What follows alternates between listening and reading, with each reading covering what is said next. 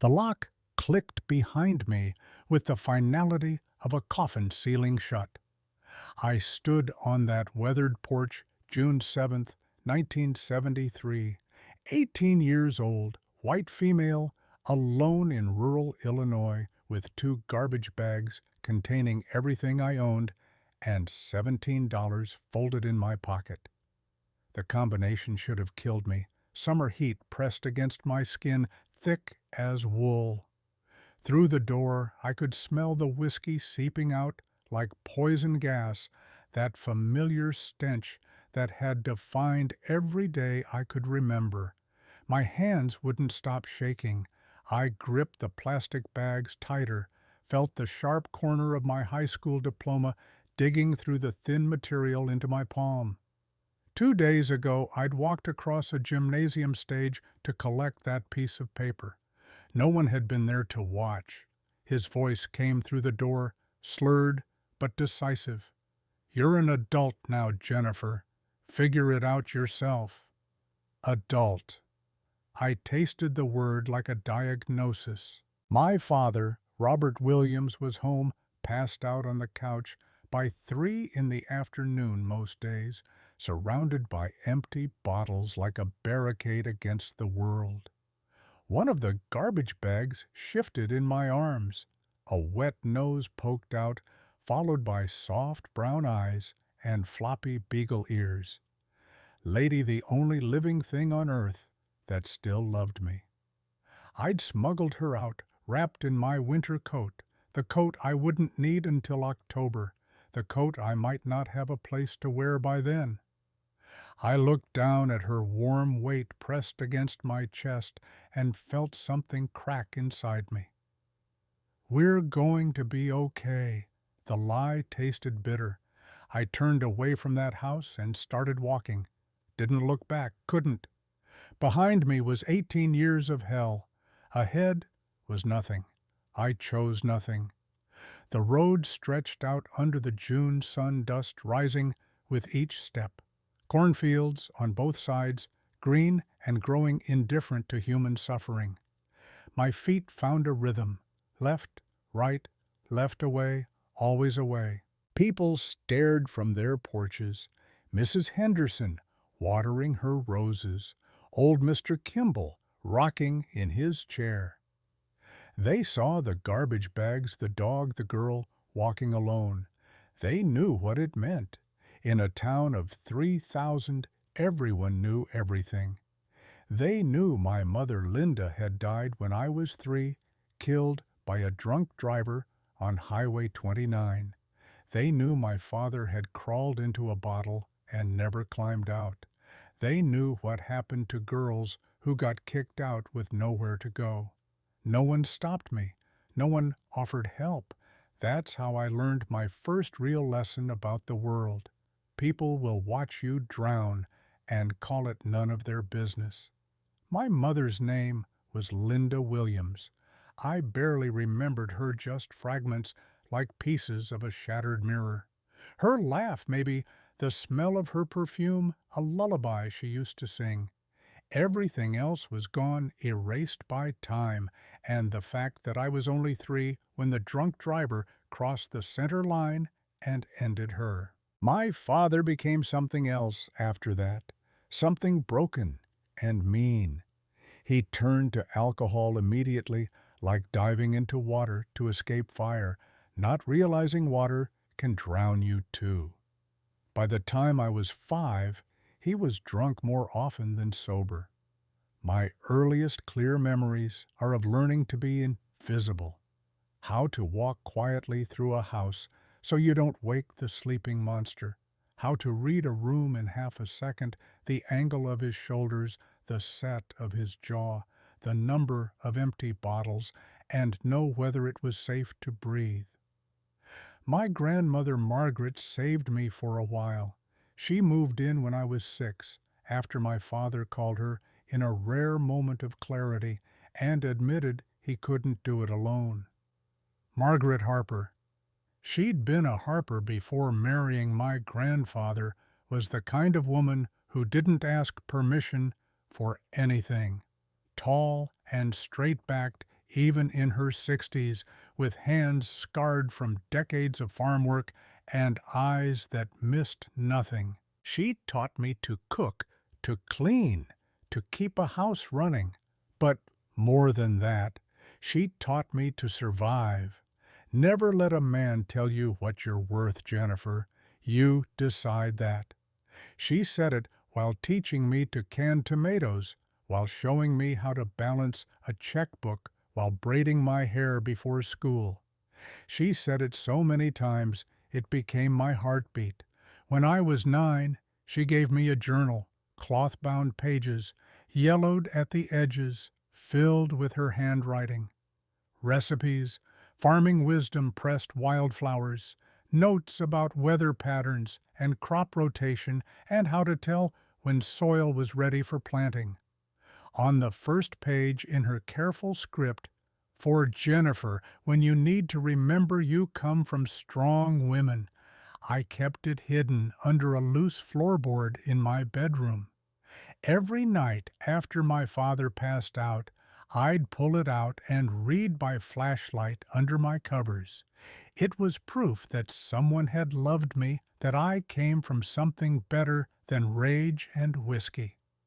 Margaret died when I was 10. Heart attack sudden and final. One morning she didn't wake up. I found her in bed, peaceful, gone. After that, there was no buffer between me and my father's fury. The beatings started when I was 7, but they got worse after Margaret died. My father used his belt mostly. Sometimes his fists. Sometimes whatever was closest, a wooden spoon, or rolled-up newspaper, once the cord from an iron. 20 strikes if I left dishes in the sink. 15 if my grades weren't perfect. 10 if I looked at him wrong. 5 if I looked at him at all. I learned to count the blows to distract from the pain. I learned to bite my tongue so I wouldn't cry where he could see. I learned that showing weakness only made it last longer. The verbal abuse was worse. He had a gift for finding the exact words that would burrow deepest. "You're worthless, just like your mother. No man will ever want a girl like you. Should have died instead of her." I believed him for a long time. When you hear something often enough, it becomes true in your bones. School was my only escape. I went early, stayed late, did homework in the library until the janitor kicked me out. Teachers noticed I could see it in their eyes. But this was 1970s rural Illinois. Family problems stayed private. Nobody intervened. At 16, I got a job at Peterson's General Store, stocking shelves and running the register. $8 a week. I gave my father 3, kept 5. He never asked where the money went. I hid it in an old sock, stuffed inside a ripped teddy bear tucked back under that same loose floorboard with Margaret's journal. Mrs. Peterson, who owned the store, was 60-something, sharp as winter wind, with silver hair pulled back tight. She taught me bookkeeping on slow afternoons. "Numbers don't lie, Jennifer. Men do. Learn numbers." She showed me ledgers, profit and loss, how to track inventory, how to see patterns in what people bought and when they bought it, and what that meant for ordering next month.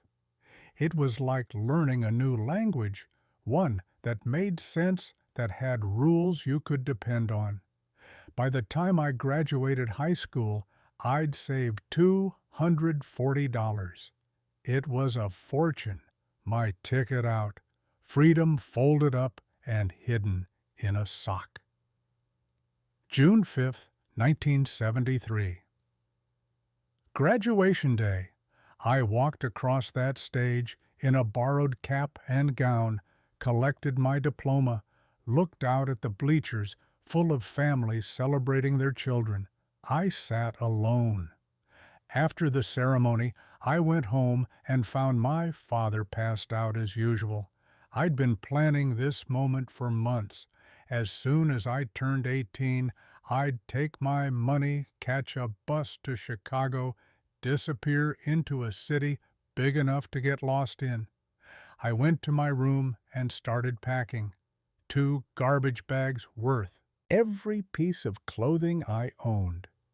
Margaret's journal, my mother's baby shoes that I'd found in a box in the attic, a photograph of all of us together before everything shattered.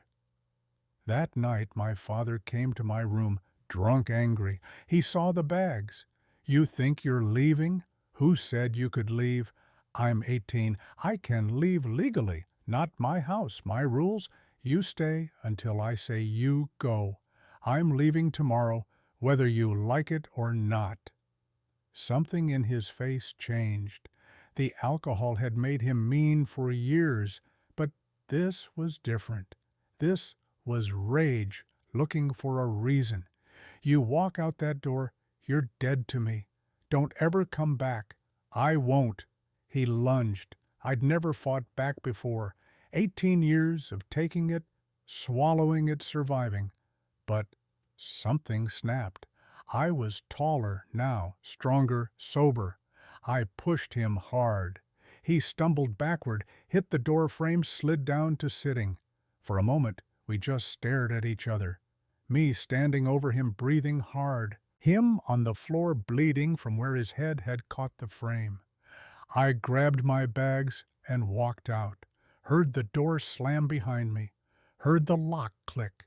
Stood on that porch and realized my $240 was still under the floorboard in my room, still hidden in the sock inside the teddy bear locked behind that door with the man who'd made my life hell. I had $17 in my wallet. That was it. Everything else was gone. Lady whimpered against my chest, brought me back to the present. The road, the heat, the 3 miles I'd walked with no destination. I passed the Peterson place, the farm, not the store, and saw cars parked along the shoulder. A hand-painted sign nailed to a fence post, estate sale, everything must go. I'd heard about this. Old Mr. Peterson had died 2 months back. His children were selling everything, splitting the money, moving on with their lives. The farm that had been in their family for 4 generations was being dismantled piece by piece. I stopped because I had nowhere else to go, because my feet hurt, and Lady needed water, and I could see a trough by the barn, because watching other people lose their history felt safer than thinking about my own. The auction was in full swing. Maybe 50 people clustered around a makeshift platform where a red-faced auctioneer was shouting numbers. Farmers in overalls and seed caps, their wives in practical dresses, a few antique dealers from Peoria hunting for treasures. I set Lady down near the water trough. She drank gratefully while I stood at the edge of the crowd, invisible again. That's what I was good at, taking up no space, making no sound, existing in the margins. They were selling equipment. A hay baler went for $300, a grain auger for $250, a John Deere tractor, newer model, well-maintained for $2,000. Numbers that might as well have been millions. The men didn't look at me.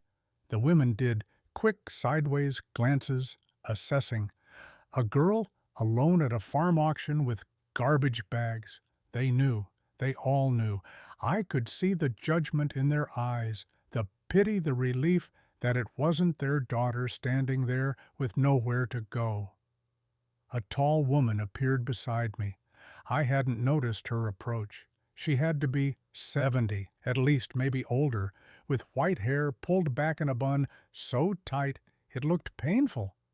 Her hands were scarred and work-worn knuckles swollen with arthritis, sharp blue eyes that seemed to see straight through skin to bone. "You look lost, honey. not pity in her voice, just observation, statement of fact. I didn't answer, couldn't trust my voice not to break. "What's your name, child?"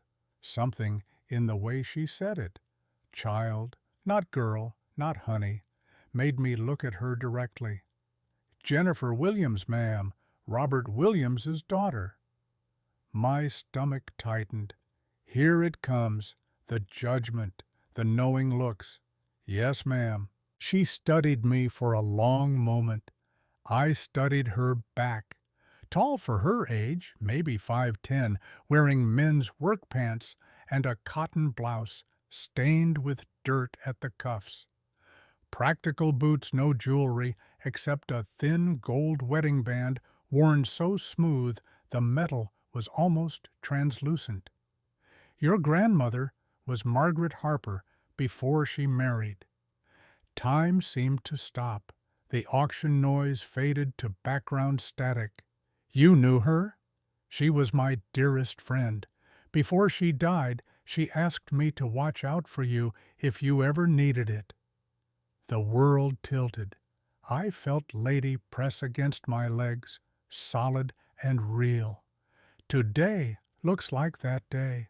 The woman, I didn't even know her name yet, reached out and touched my shoulder. Just a light touch over in a second, but it was the first gentle physical contact I'd had since Margaret died 8 years ago.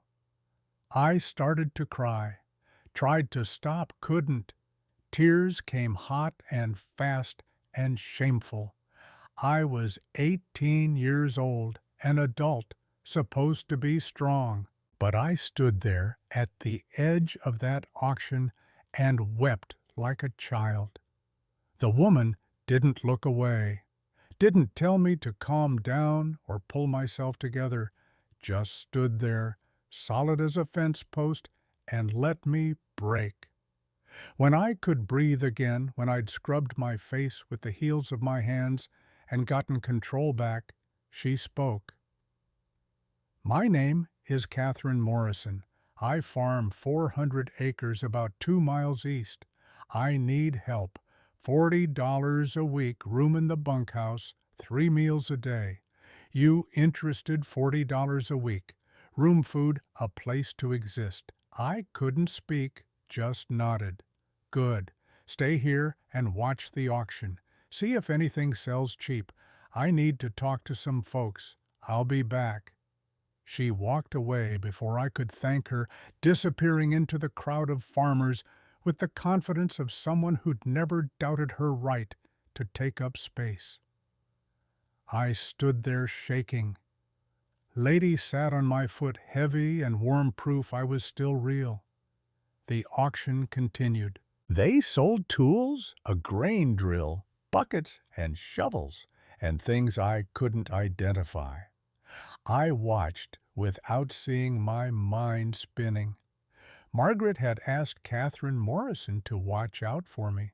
My grandmother had known, must have known, what my life was like with my father, had tried to protect me even after death. The thought was overwhelming. Then Lot 47 came up. 1952 Oliver 70 tractor. The auctioneer announced it with notably less enthusiasm than he'd shown for previous lots. 2 men wheeled it forward. Even I could see it was rough, faded green paint, so sun-bleached in places it looked almost white. Rust blooming across the hood like a disease. One fender completely missing. The seat-torn springs poking through cracked vinyl. Tires worn down to threads, dry rot visible even from where I stood. "We'll start the bidding at 500. Silence. "Come on, folks. This tractor runs. Engine turns over clean." More silence. 400. 300. 200. A farmer in the front finally raised his hand. 100. "Thank you, sir." Do I hear 125? Another farmer bid 125. The first went to 150. The second shook his head and dropped out. 150 going once. I heard myself shout before I decided to speak. 175. Every head in that crowd turned. 50 people staring at the girl with garbage bags, the girl who clearly had no business bidding on anything. A girl bidding on a tractor. I could hear the thought ripple through them like wind through wheat. The first farmer looked annoyed. 200. The auctioneer swung his attention back to me. Do I hear 225, miss? I had $17 in my pocket. Couldn't go to 225. Couldn't go to 50. But I opened my mouth anyway. 200 is my final offer. Cash in hand right now. Lie. Blatant lie. But something in me, some echo of Margaret's voice, some spark of her stubbornness, wouldn't let me back down. The auctioneer looked at the farmer. Sir, you want to go 225? The farmer shook his head, disgusted. Let the girl have it. Not worth more than scrap anyway. The gavel came down. Sold to the young lady for 200. My stomach dropped to my knees. What had I just done? I'd bought a tractor with money I didn't have. A beat-up, worn-out piece of machinery that nobody else wanted, just like me. The auction continued, but I didn't hear it. My ears were ringing. My hands had started shaking again. $200. I had 17. I needed 183 more by the time this auction ended and the settlement table opened. I was going to have to tell them I couldn't pay. Was going to be humiliated in front of everyone again. Catherine Morrison appeared beside me. When had she come back? Did you just buy that Oliver? I couldn't meet her eyes. Yes, ma'am, I'm sorry. I don't know why I bid. I only have $17. I can't pay for it. I'm sorry. She looked at the tractor, then at me. Really looked not at my clothes or my situation, but at something deeper. Why'd you bid if you couldn't pay? I don't know. I saw it and I saw me. Nobody wanted it. It's old and broken and used up. But maybe I stopped. Couldn't finish. It sounded crazy even to my own ears. Maybe it could still work. Catherine said it quietly. If someone believed in it, if someone took care of it. Yes, ma'am. She was quiet for a long moment. The auction continued. Someone bought a wagon. Someone bought fence posts. Tell you what, I'll loan you the 183 you need. You work it off $5 a week from your pay. Deal. My throat closed up. Why would you do that? Because your grandmother asked me to watch out for you.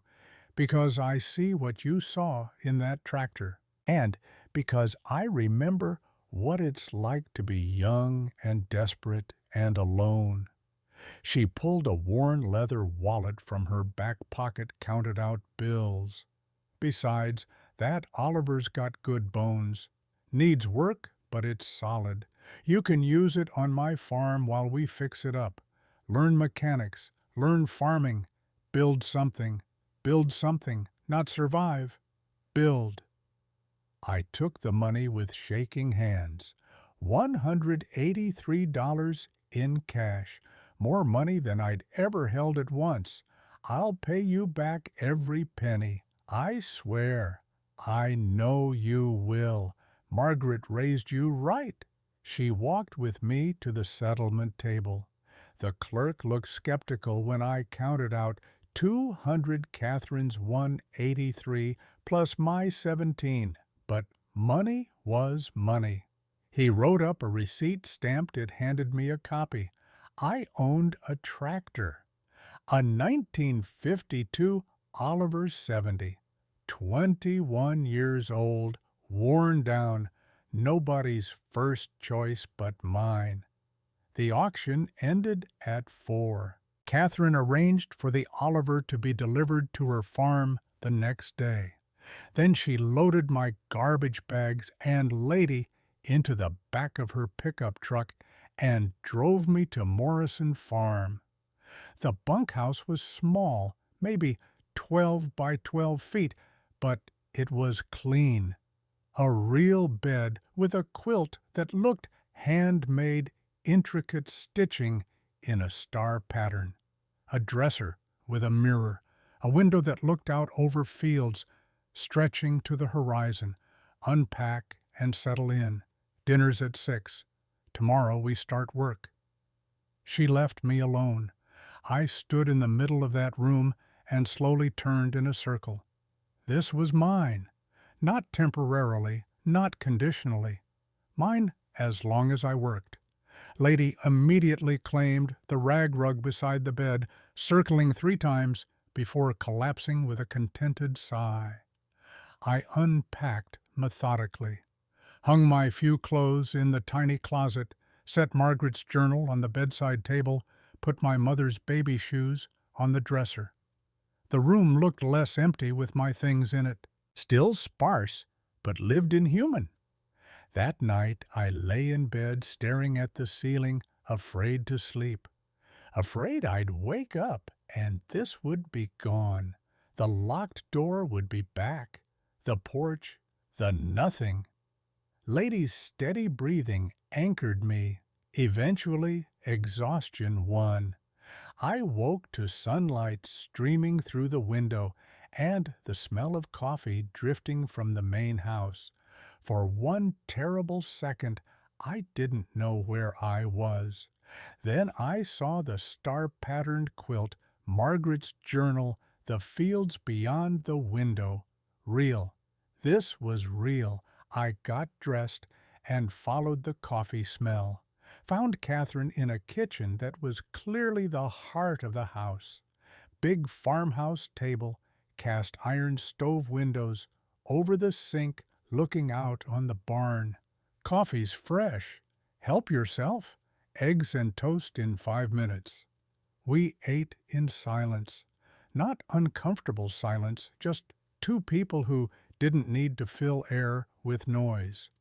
When we finished, Catherine pushed back from the table.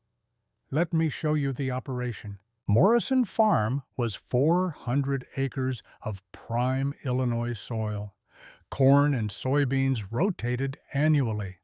2 tractors, a newer John Deere for heavy work, an older International harvester for odds and ends, a machine shed, a barn, grain bins, all the infrastructure of a working farm. I manage it myself with seasonal help during planting and harvest. Rest of the year, it's just me. Getting harder as I get older. How old are you, if you don't mind my asking? 71.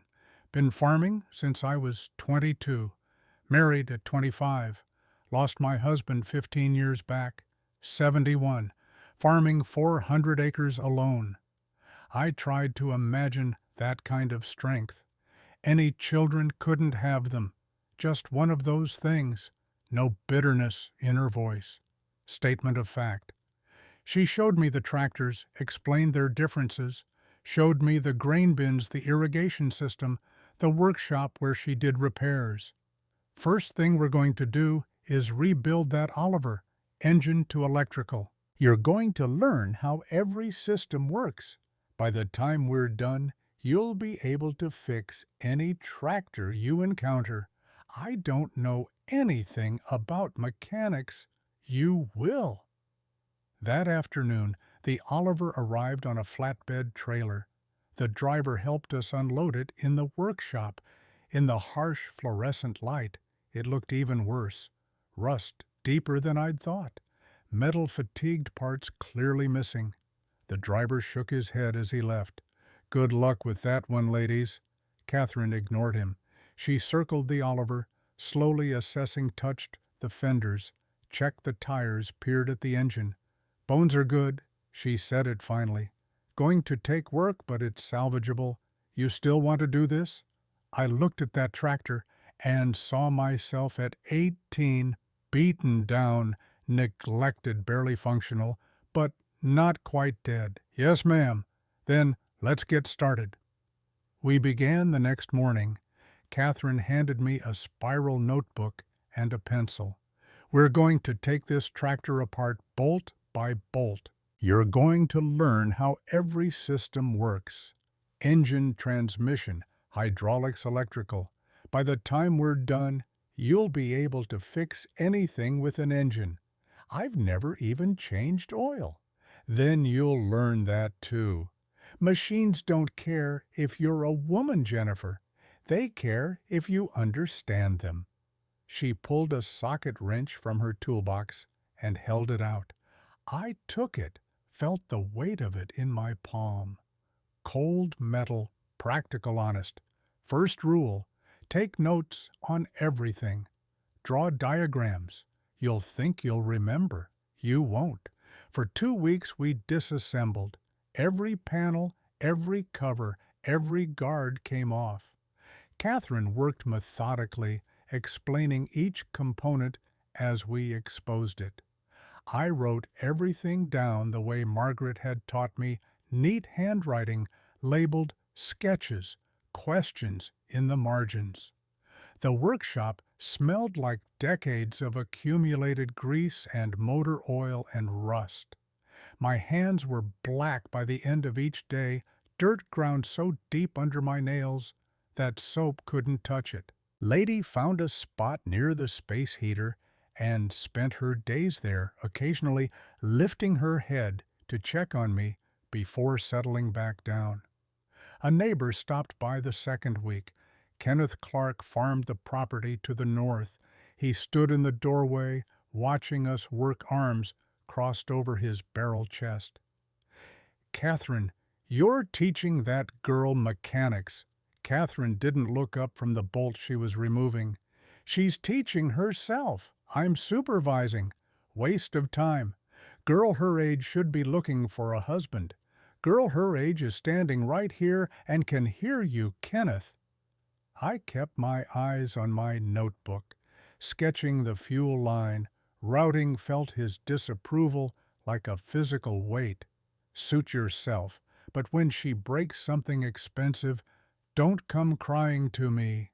He left. Catherine waited until his truck pulled away before speaking. "Some men are small. Remember that when they try to make you feel smaller." By week 3, we'd reached the engine, pulled it out of the frame using a chain hoist, lowered it onto a workbench. Catherine showed me how to drain the oil, how to remove the valve cover, how to work methodically so nothing got lost or damaged. The pistons were worn down to nothing. Where they should have shown sharp machining marks, they were smooth as river stones. Compression test showed 80 pounds per square inch when the spec called for 120. This engine's tired. Catherine wiped her hands on a rag. "But tired isn't dead. We can rebuild it." She taught me to measure with calipers, to read specifications in the service manual, to understand tolerances. Every measurement had to be exact. Every clearance had to fall within the published range. No guessing, no approximation. Measure twice, torque once. No guessing. The words became a rhythm in my head while I worked. We ordered parts from a dealer in Peoria. Pistons, rings, bearings, valves, oil pump. $87 total. I watched Catherine write the check and felt guilt settle in my stomach. "I'll pay you back for the parts, too. Those are farm expenses. Oliver's a farm tractor now. Don't worry about it." But I kept a running tally in my notebook anyway. Every dollar spent, every hour worked. I owed her everything, and the only currency I had was effort. My hands blistered during the 4th week. The wrenches were heavy, the bolts were frozen, and my palms weren't ready for the constant friction. They cracked and bled. I wrapped them in rags and kept working. By week 5, the blisters had hardened into calluses. By week 6, my hands looked like they belonged to someone else, scarred, rough, capable. They looked like Margaret's hands in the old photographs I'd found in her journal. Working hands, hands with worth. Catherine noticed, but didn't comment, just showed me how to apply bag balm at night to keep the skin from splitting too deep. The engine came together slowly. Each piece had to be cleaned, inspected, measured. Each bearing had to be torqued to exact specification. Catherine stood over me at first, checking everything. Then she started stepping back, letting me work alone, only intervening when I made a mistake. "You've got the touch," she said it one afternoon, watching me torque the main bearing caps to spec. Margaret had it too. Women's hands, precise. Something about the way she said it made my throat tight. This was more than mechanics. This was lineage. Week 9 we moved to the transmission. Third gear synchro was worn down to metal shavings. We ordered a replacement. Waited 3 days for it to arrive. Rebuilt the whole assembly in 2 long days. My back ached from bending over the workbench. My shoulders screamed from the weight of the transmission case. I didn't complain. Hydraulics came next. New pump, new lines, rebuilt lift cylinders. The old fluid was black as tar. We drained it, flushed. The system filled it with fresh oil, the color of honey.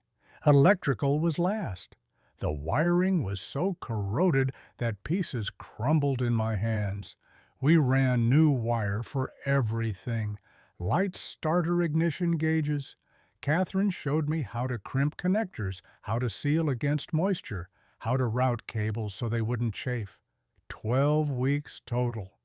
3 months of learning that my body could do things I'd never imagined, that my brain could understand systems and sequences, that work had a beauty to it when you understood what you were building.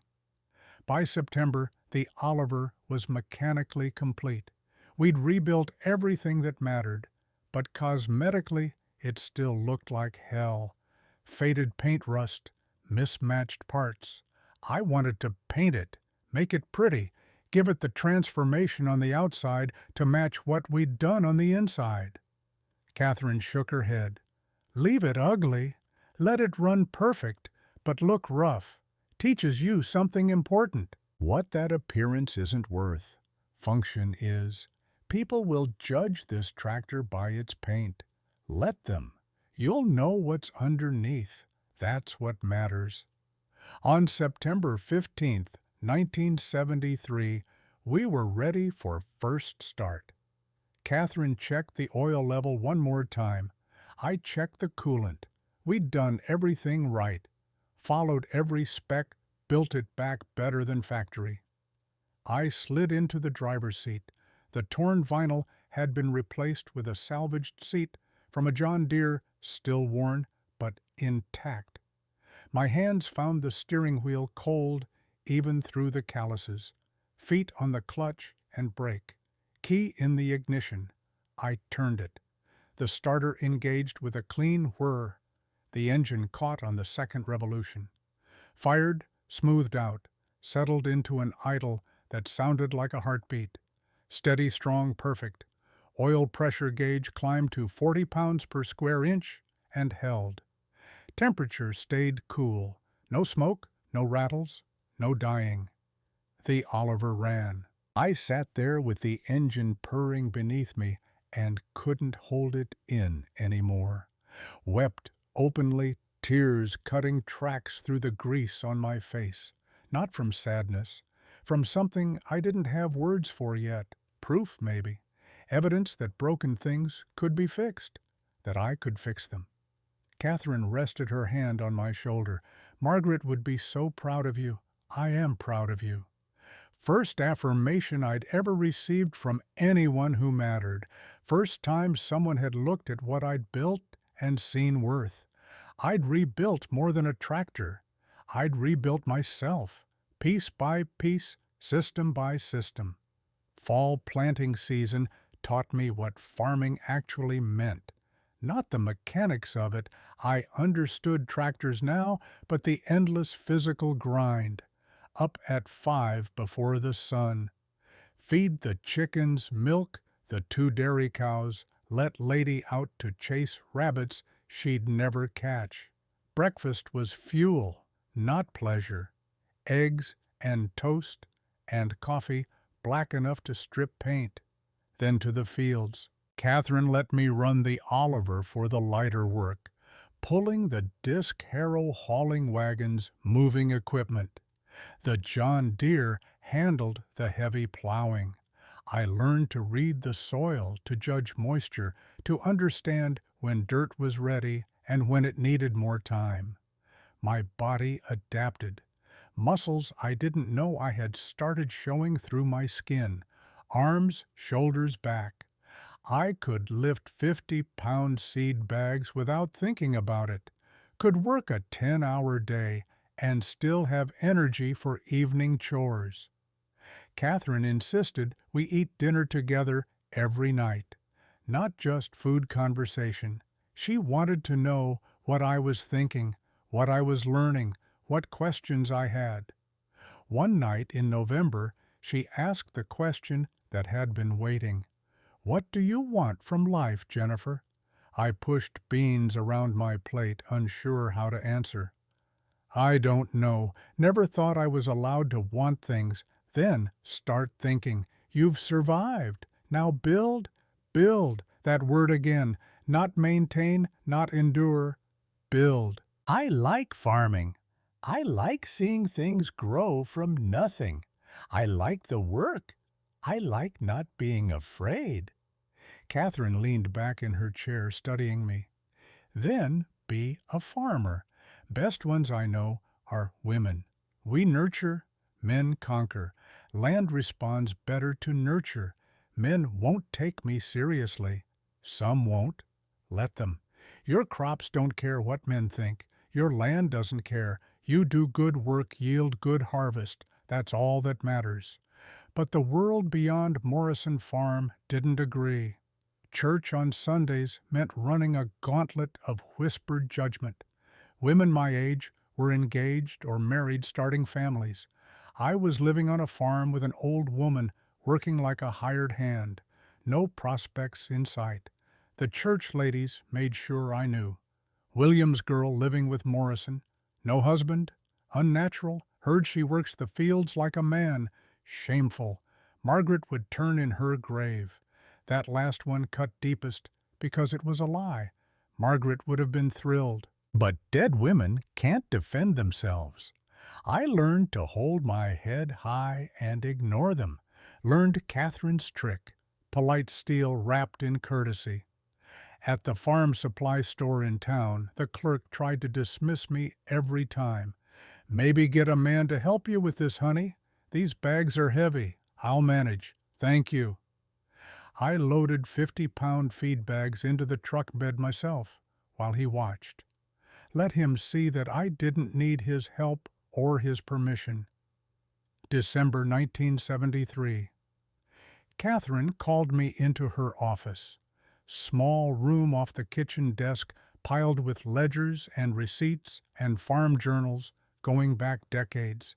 "I'm making you assistant manager.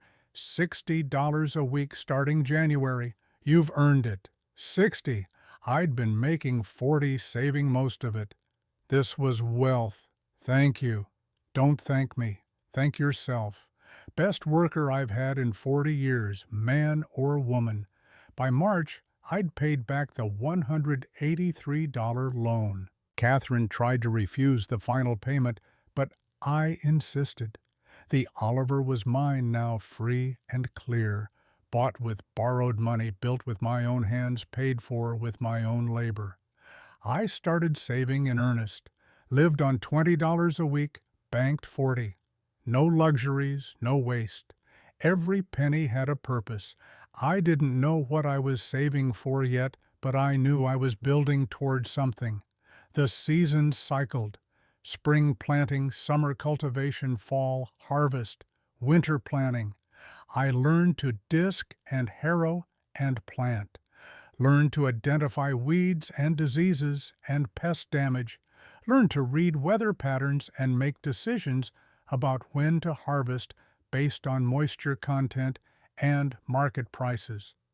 Catherine taught me the business side too, showed me her ledgers, explained profit and loss, demonstrated how to track expenses and project income, how to budget for seed and fuel and repairs, how to decide which fields to plant to which crops based on rotation and soil health.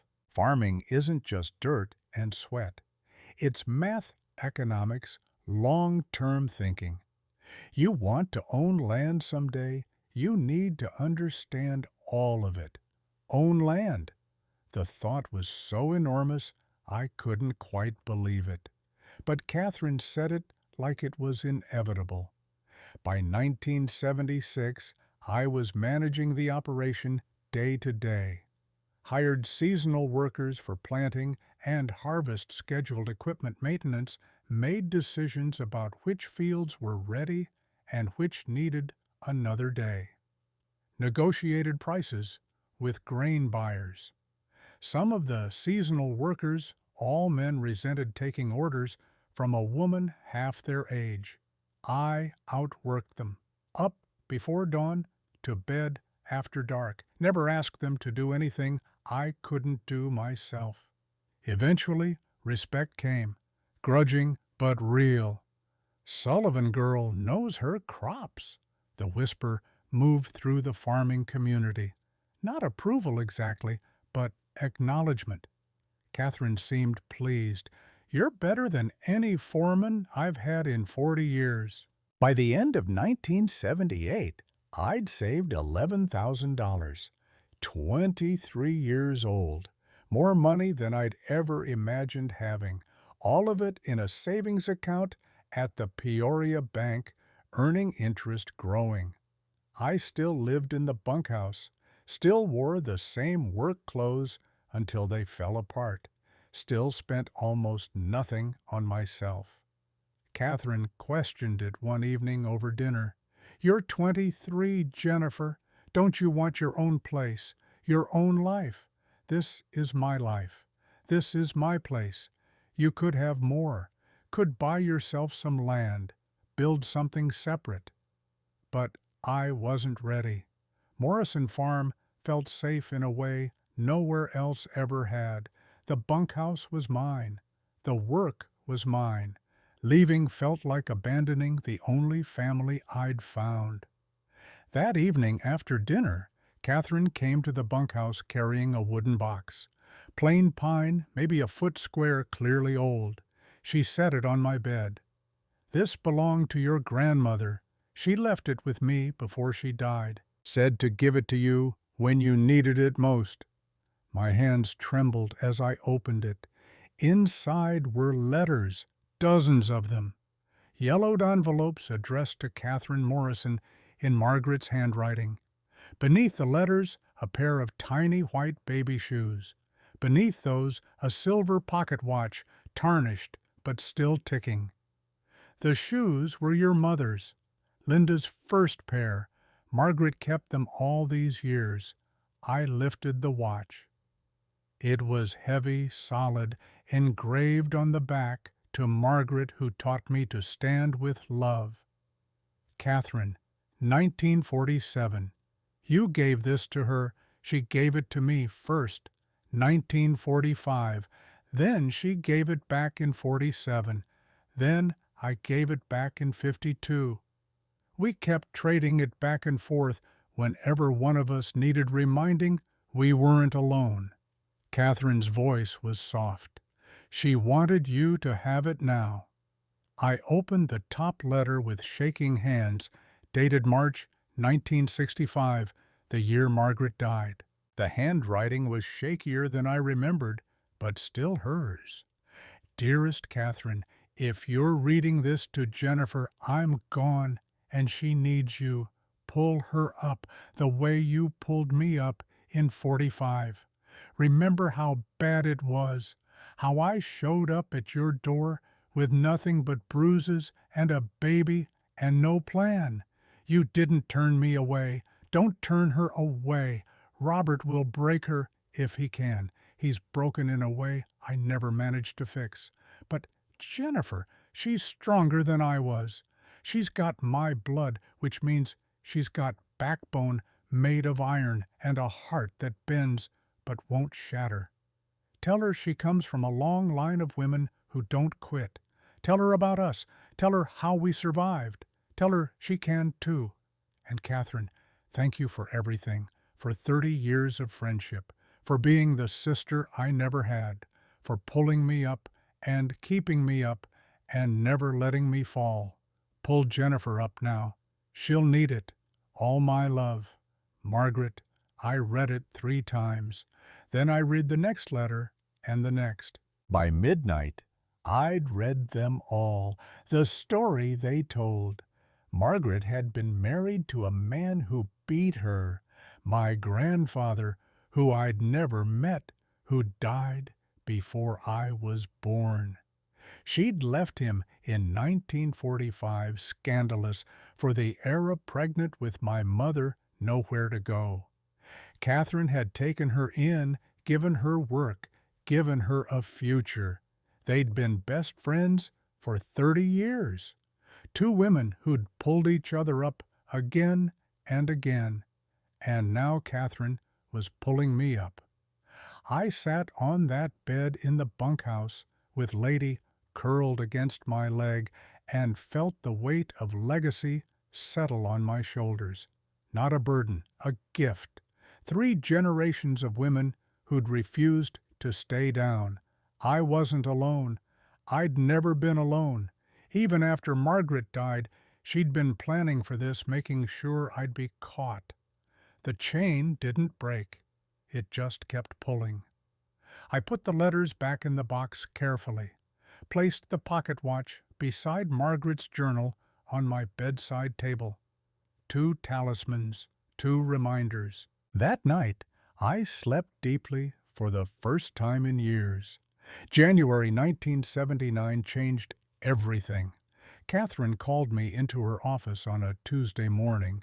She looked different, smaller somehow, fragile in a way I'd never seen before. She was 77 now, still strong, still working, but age was catching up. She sat heavily in her desk chair. I need to tell you something. I'm sick. The floor tilted. How sick? Cancer. Ovarian. Doctor says 6 months at most, maybe less. The world narrowed to that one word. Cancer.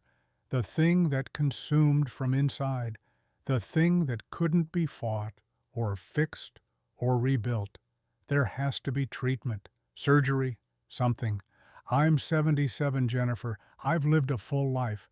I'm not spending what's left in hospitals being cut open and poisoned. Catherine, let me finish. I'm changing my will, leaving you the Oliver and $10,000. Use it to buy land. Start your own operation.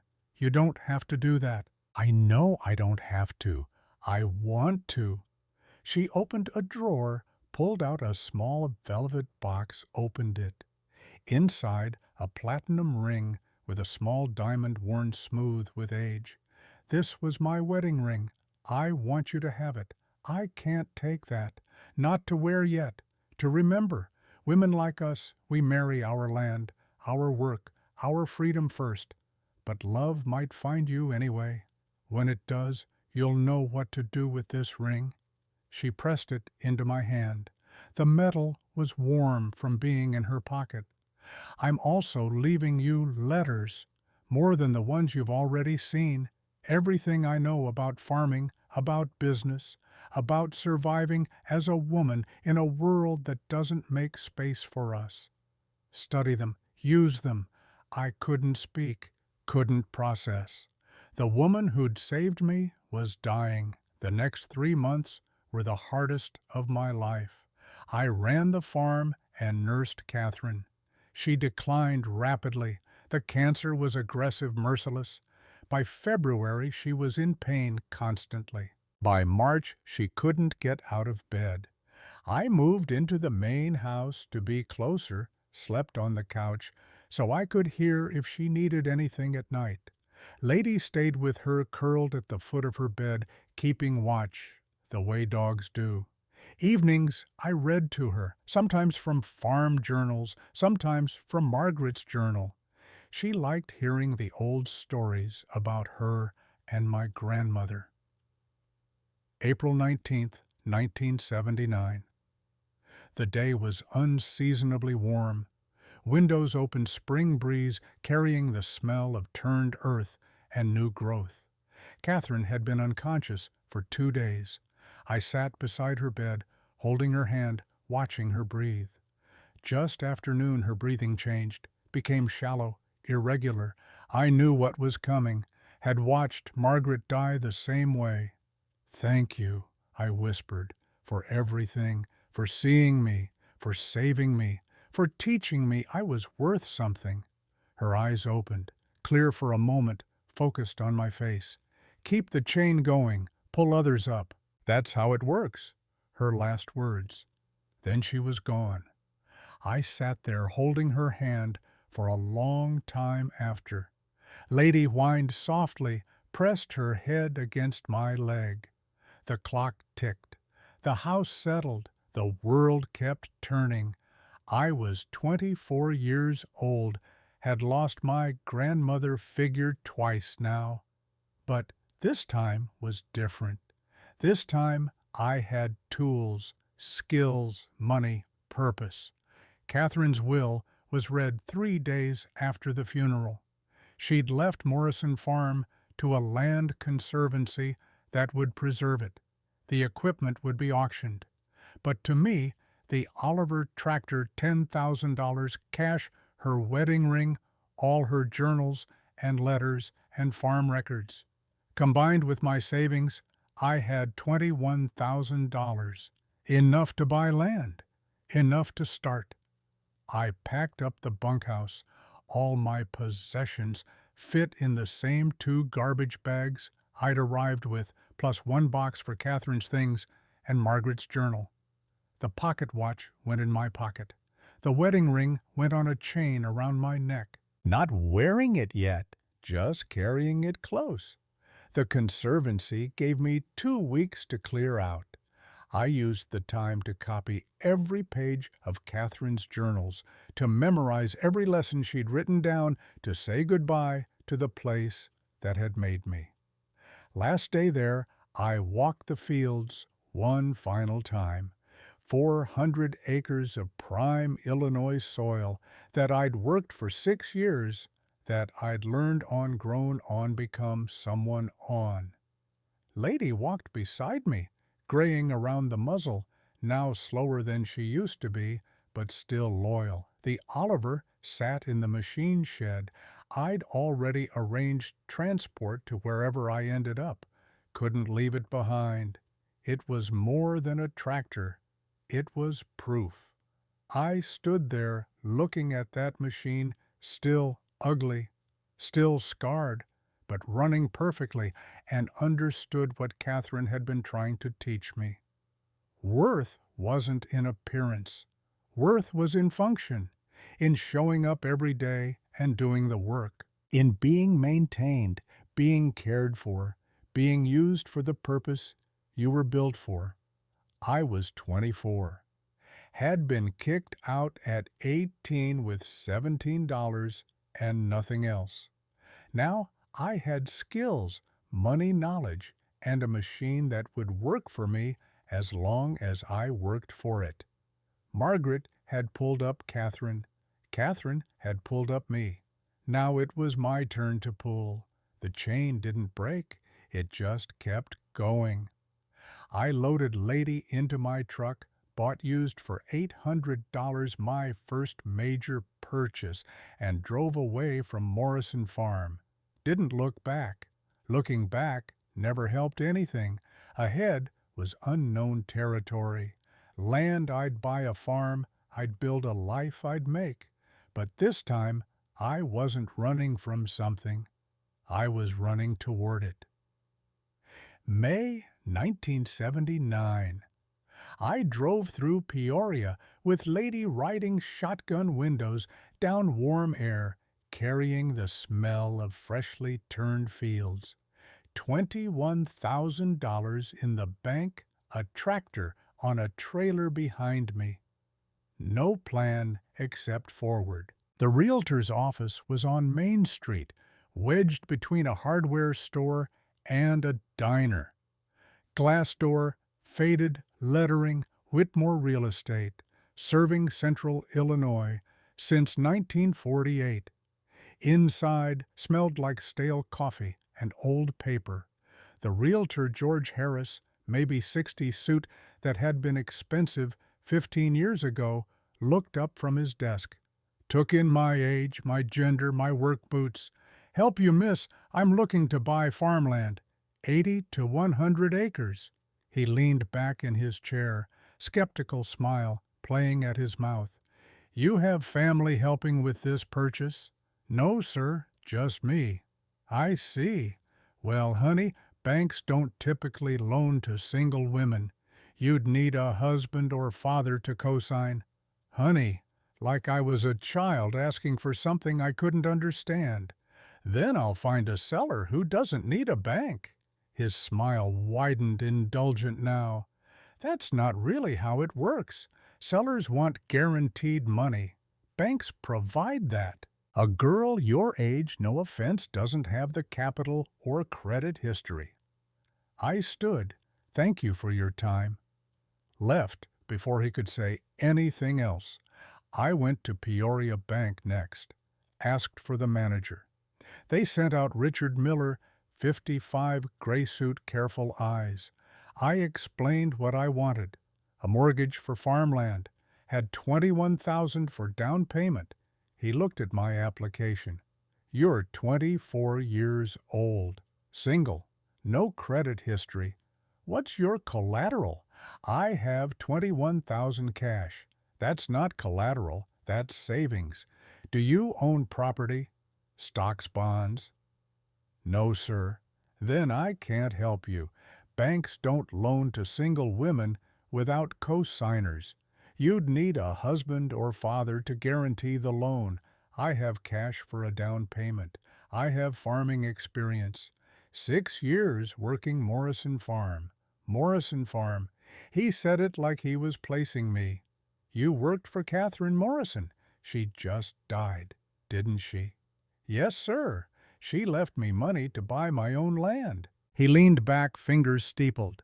Miss Williams, I'm sure you're a hard worker, but banks have policies. Single women don't qualify for agricultural loans. It's too risky. Come back when you have a husband. I left without another word. Sat in my truck for 5 minutes, breathing, forcing down rage that wouldn't help anything. The newspaper listings office was 2 blocks away. I bought a week's worth of papers for a quarter, spread them across the hood of my truck, circled every farmland listing. 12 properties total. Spent the next 3 days driving to each one. Knocked on doors, introduced myself, asked if they'd consider owner financing. 11 said no, most politely a few with open derision. One farmer actually laughed. Girls shouldn't be farming, should be finding a husband. The 12th property was 80 acres outside the town limits. Posted sign said, "For sale, call H. Halstead." I copied the number, found a payphone, made the call. A woman answered, voice like smoke and gravel, tired but sharp. Halstead Residence. Ma'am, I'm calling about the 80 acres you have for sale. Who's calling? Jennifer Williams. I'm interested in purchasing.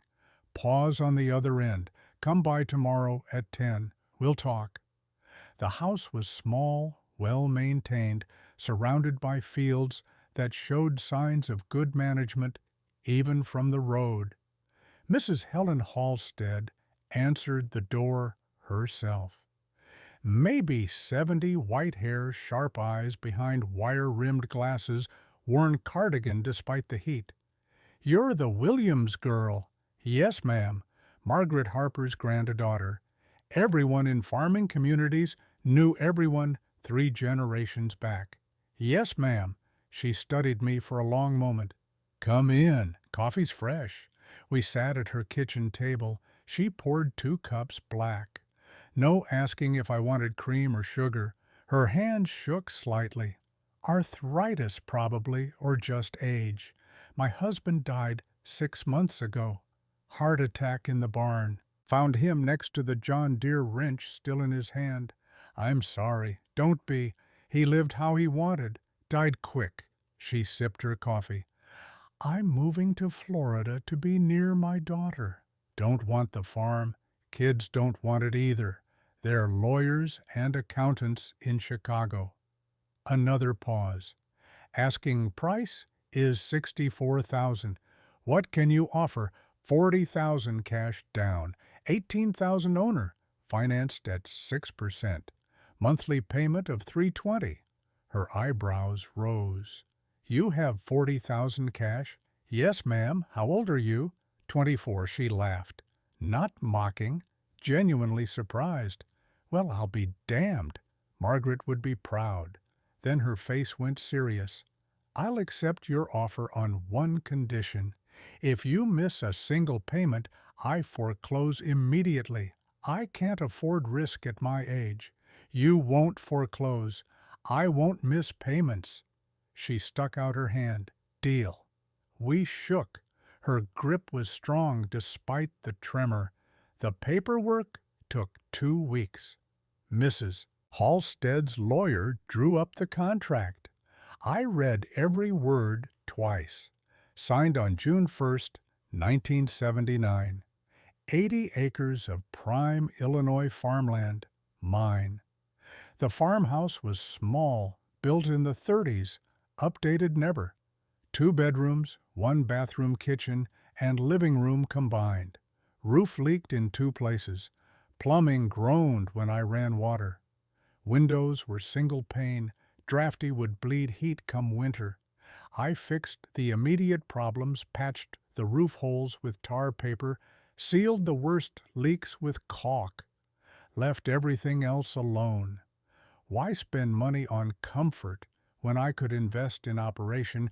I moved in with Lady and the Oliver and what remained of my $21,000, minus the $40,000 down payment, minus $1,100 in lawyer fees.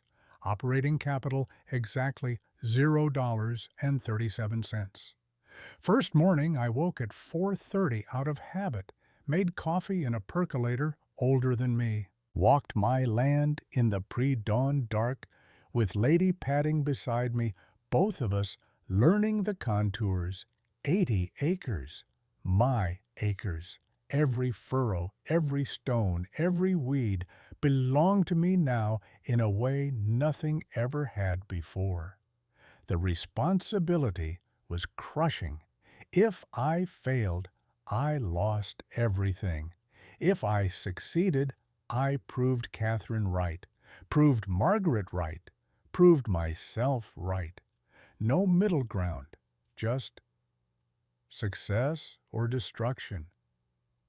I planted 40 acres, corn, 40 soybeans.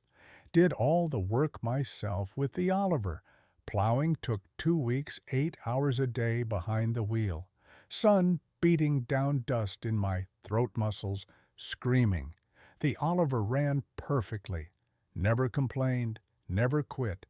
I borrowed equipment from Kenneth Clark the farmer to the east in exchange for plowing his back 40. He was skeptical at first, stood there with arms crossed while I explained what I needed. You sure you can handle a 4-row planter? I'll manage. Managed meant learning on the fly, meant making mistakes and fixing them at midnight, meant blistering my hands raw again, even through the calluses. Planting took 4 days. Cultivation took 2 weeks. Kenneth's combine was temperamental, broke down twice during harvest. I fixed it myself. Catherine's training paying off. Finished his harvest before mine, so I wouldn't owe him anything beyond what we'd agreed. Yields came in decent. Corn at 40 acres, 130 bushels per acre. Soybeans at 40 acres, 42 bushels per acre. Prices were fair. Corn at 240 per bushel, soybeans at 650. I did the math in my head while standing in the field watching the numbers on the grain elevator scale. Gross income, $23,400. Operating costs hit harder than expected. Seed fertilizer, chemicals, fuel, equipment maintenance, $6,200, plus mortgage payment, $320 a month times 12, $38.40 annually. Net profit, $13,360. I lived on $2,000 that year, banked $11,360. Added to my remaining 37 cents, gave me a running total of $11,360 and 37 cents saved. The numbers worked, barely, but they worked. The loneliness was harder to calculate. I worked alone every day, ate alone every night, talked to no one except Lady and occasionally Kenneth when our paths crossed at the grain elevator. I was 24 years old. Most women my age were married, raising children, building families. I was building a farm, building wealth, building something that couldn't be taken away. But some nights, I sat in that drafty farmhouse, eating canned soup straight from the pot, and wondered if Catherine had been right when she'd pushed me to socialize, to date, to be young. If I was locking myself away so completely, I'd forget how to come back out. Christmas. 1979. I spent alone. No tree, no presents, no celebration. Just another day. I read Margaret's journal by lamplight. Let her words remind me I wasn't the first woman to choose this path. Never let a man tell you what you're worth, Jennifer. You decide that.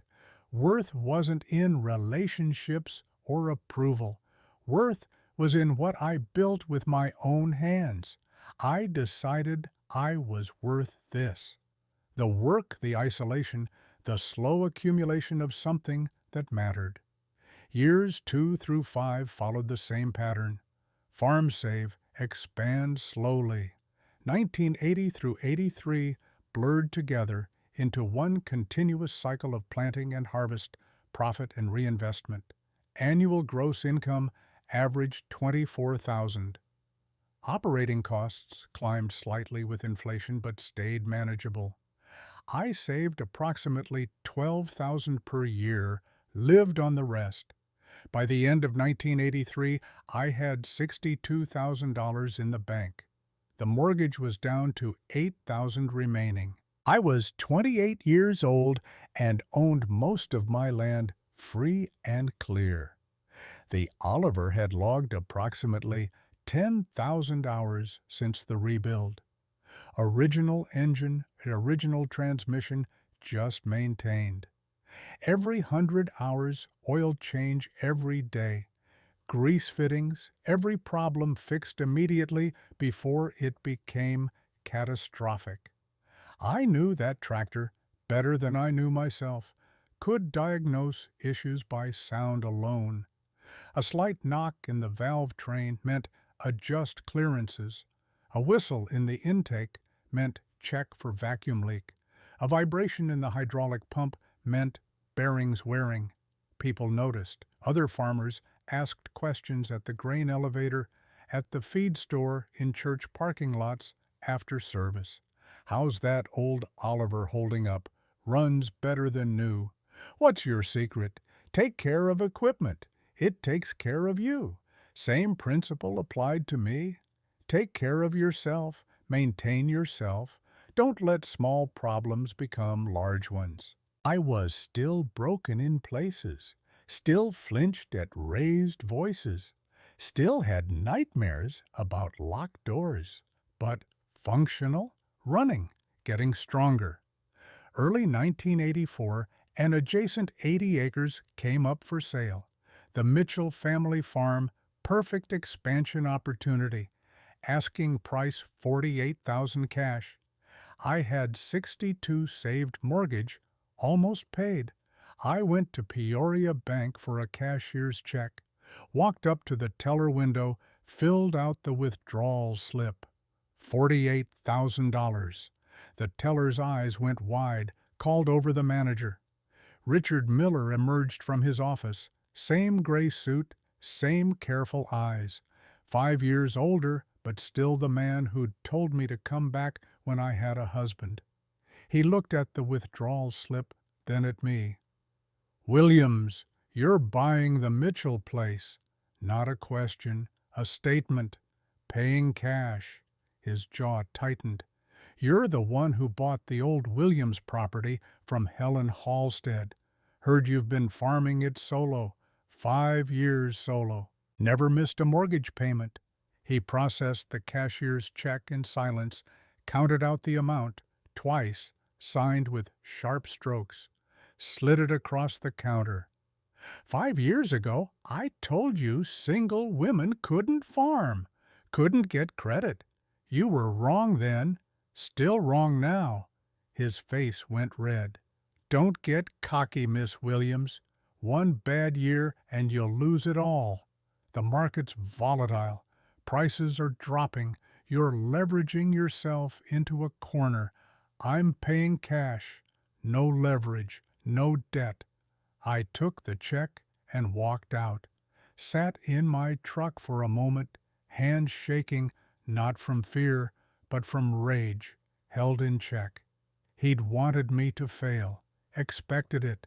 The fact that I hadn't bothered him more than my success pleased him. Purchase completed June 1984, 48,000 cash. Original mortgage paid off completely by early 1985.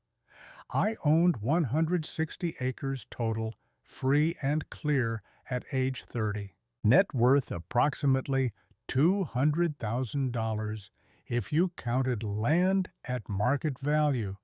But lonely, successful, and lonely. Have you ever had everything you thought you wanted and still felt empty? The question came to me one evening standing in my field, watching the sunset turn the corn gold. I had land, I had money, I had independence. But I ate dinner alone every night at a table built for 4. Talked to lady who was aging faster than I wanted to admit, graying around the muzzle, slower on the stairs.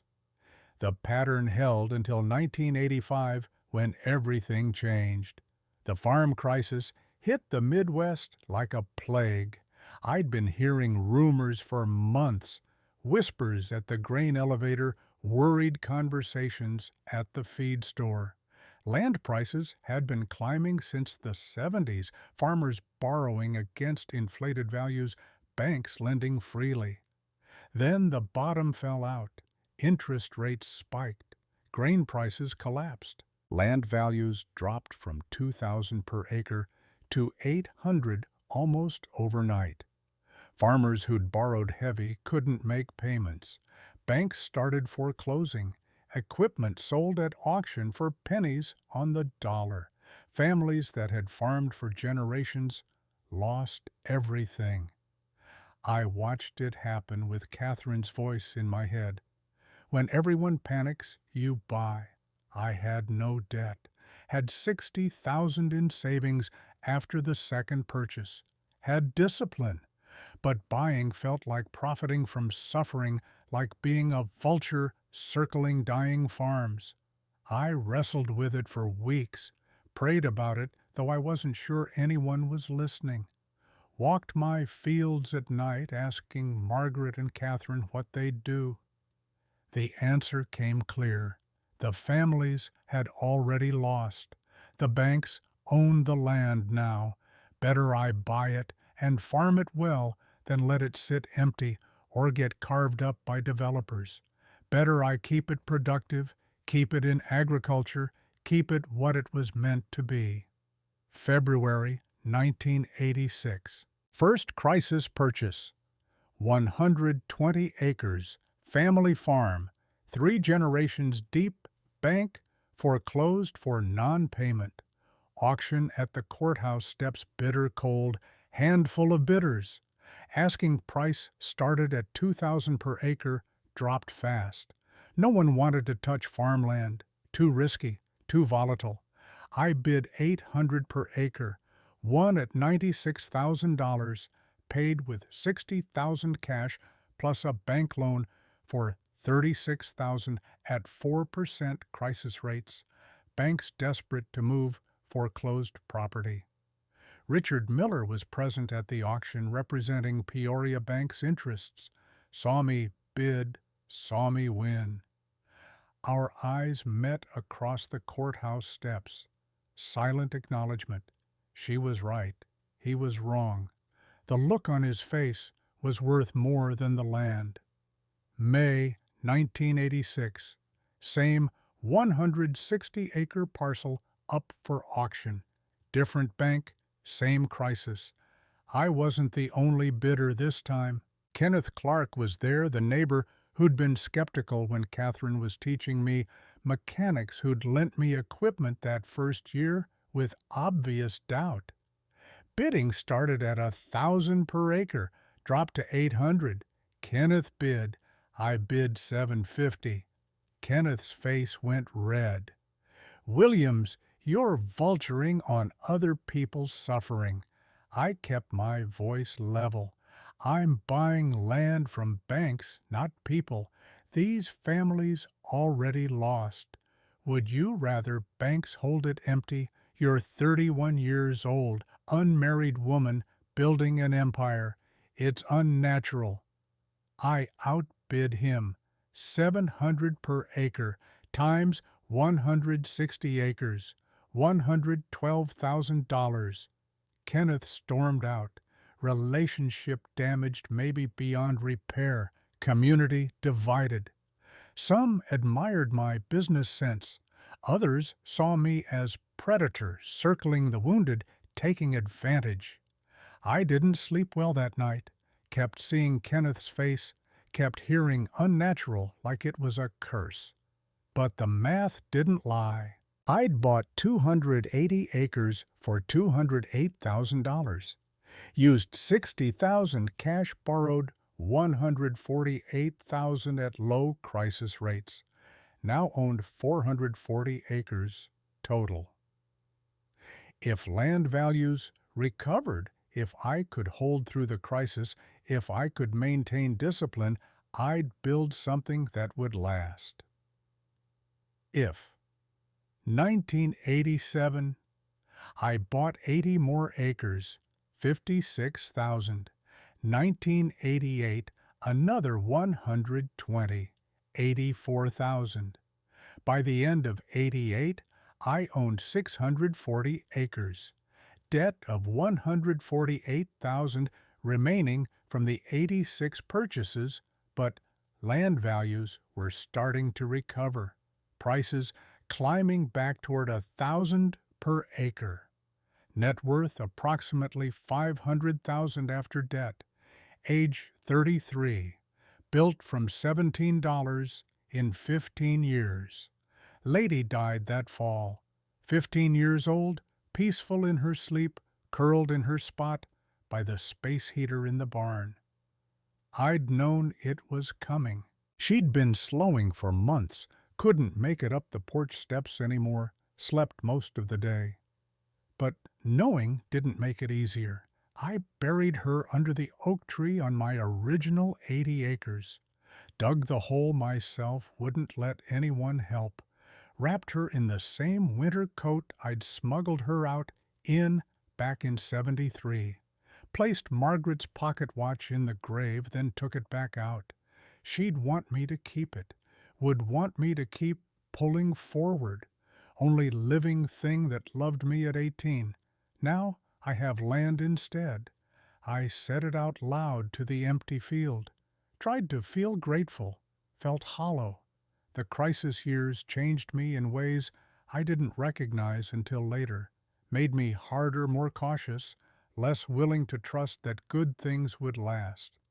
I'd watched entire families destroyed in months, generations of work erased by market forces they couldn't control.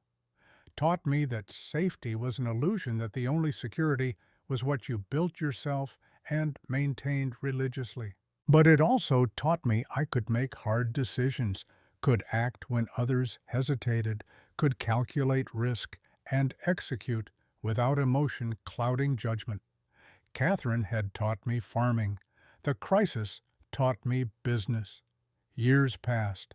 1989, 1991. I expanded gradually, bought another 100 acres here, 80. They're always paying down debt first, always maintaining cushion. Refused to over-leverage, refused to assume prices would keep climbing. By 1991, I owned 800 acres. Debt reduced to 60,000, manageable, conservative. Net worth over $1 million if land values held. Age 36. Single. Successful. Lonely. April 1991. Grain elevator in Peoria. Spring planting rush. I was backing my truck to the loading bay for seed pickup. Same routine I'd done for 12 years. Crowd of farmers, everyone stressed. Busy season, tempers short. I saw him before he saw me. Man, struggling with 50-pound seed bags, 2 bays over, late 30s, maybe dark hair, going gray at the temples. Exhausted beyond physical, the kind of tired that settles into bones and doesn't leave. 3-year-old blonde girl in his truck cab, watching her father with worried eyes. Girl clutched a stuffed rabbit, silent, careful in the way children get when they've learned adults can break. One of his bags split, seeds spilling across concrete like water. He just stopped, stared at it, shoulders slumped, moment of complete defeat. I recognized that look, had felt it myself, standing on that porch 12 years ago with $17 and nowhere to go. Need help? He looked up, startled. You don't have to. I was already sweeping, didn't wait for permission. I'm here. Might as well help. We worked together in silence, swept the spilled seed, transferred it to an empty bag, loaded his truck. Efficient movements, no wasted words. When we finished, he wiped his hands on his jeans. Thank you. I'm David Jones. Jennifer Williams. I know who you are. Williams woman who runs that operation north of town. Community reputation always lagged reality. I owned 800 acres by then, but people still talked about the 400 I'd had 5 years ago. You farm 200 acres south of Peoria. Trying to anyway. I glanced at the girl watching from the window. David caught the look. That's Emily, my daughter. She's 3. Question unasked, but hanging in the space between us. Where's her mother? His face closed down, wall going up. Wife died childbirth 3 years ago. I'm sorry. Me too. We loaded my seed bags together. Emily watched, thumb in mouth, assessing me with those careful eyes. Before he drove away, David turned back. If you ever need help with equipment or harvest, let me know. I owe you one. You don't owe me anything. Fair's fair. Offer stands. Small voice from the truck window, high and clear. Are you going to be my new mama? David's face went red. Emily, we talked about this. I walked to the window, knelt to the girl's eye level, looked at her directly the way adults should look at children, but rarely do.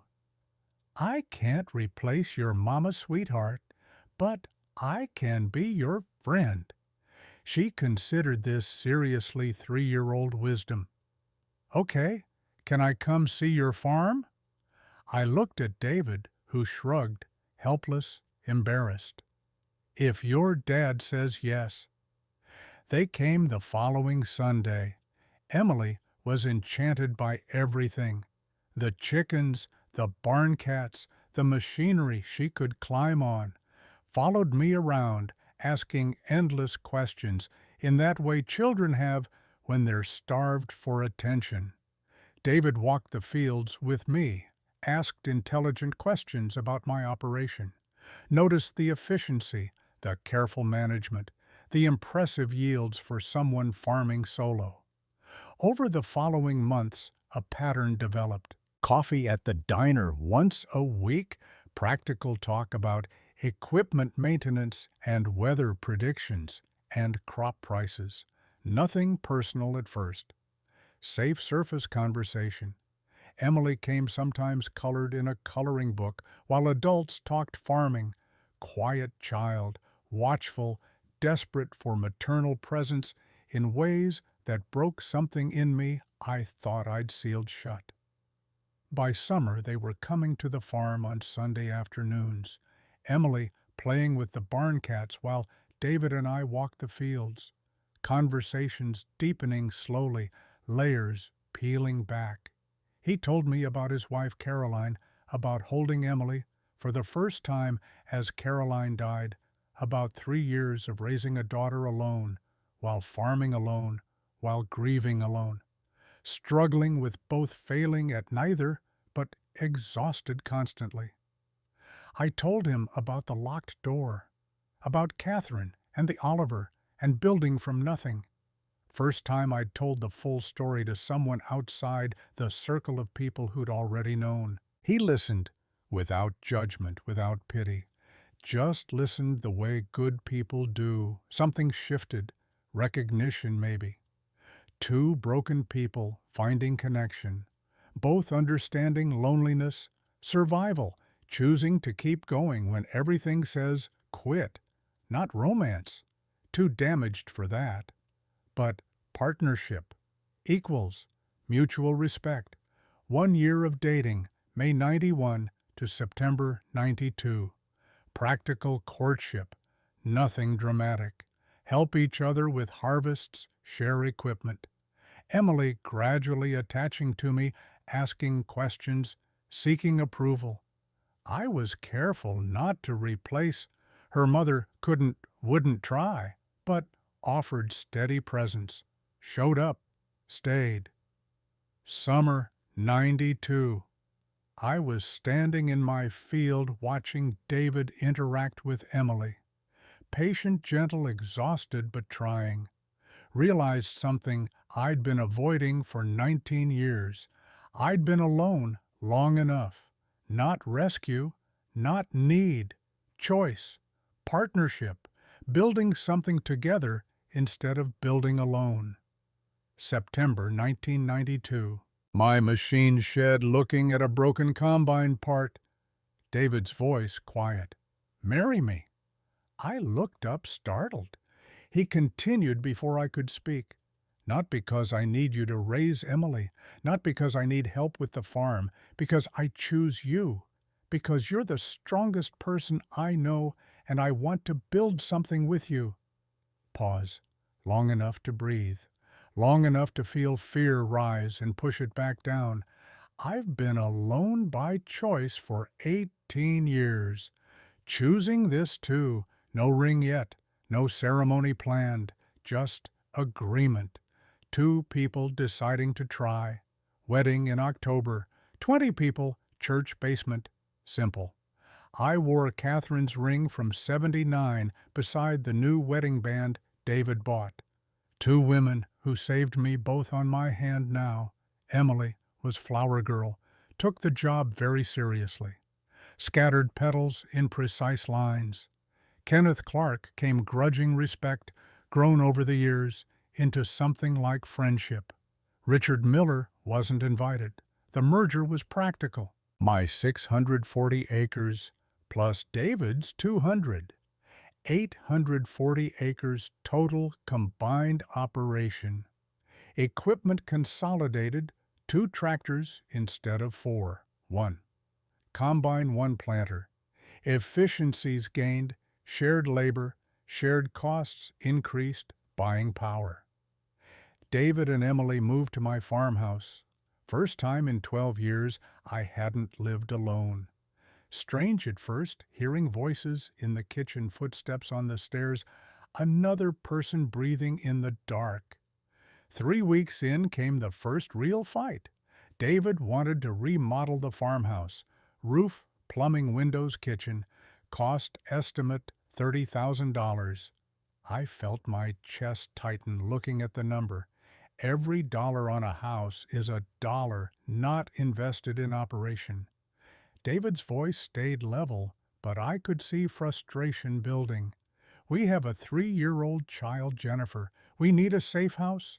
Roof leaks, plumbing's shot, windows let in cold. Winter's coming. Houses don't generate income. Land generates income. You're thinking like you're still alone. You're not. I've survived by being careful with money. Why change now? His voice went quiet, the dangerous kind of quiet. Because Emily needs stability. Because comfort matters when children are involved. Because life is more than accumulation. That stopped me. He was right. Scarcity mindset so ingrained, I'd forgotten that life existed beyond the numbers, beyond the endless cycle of farm and save and expand. Remembered Catherine's words from years ago. Life needs more than work. 30,000, that's my limit, hard limit. 30's enough. We did the work ourselves where we could.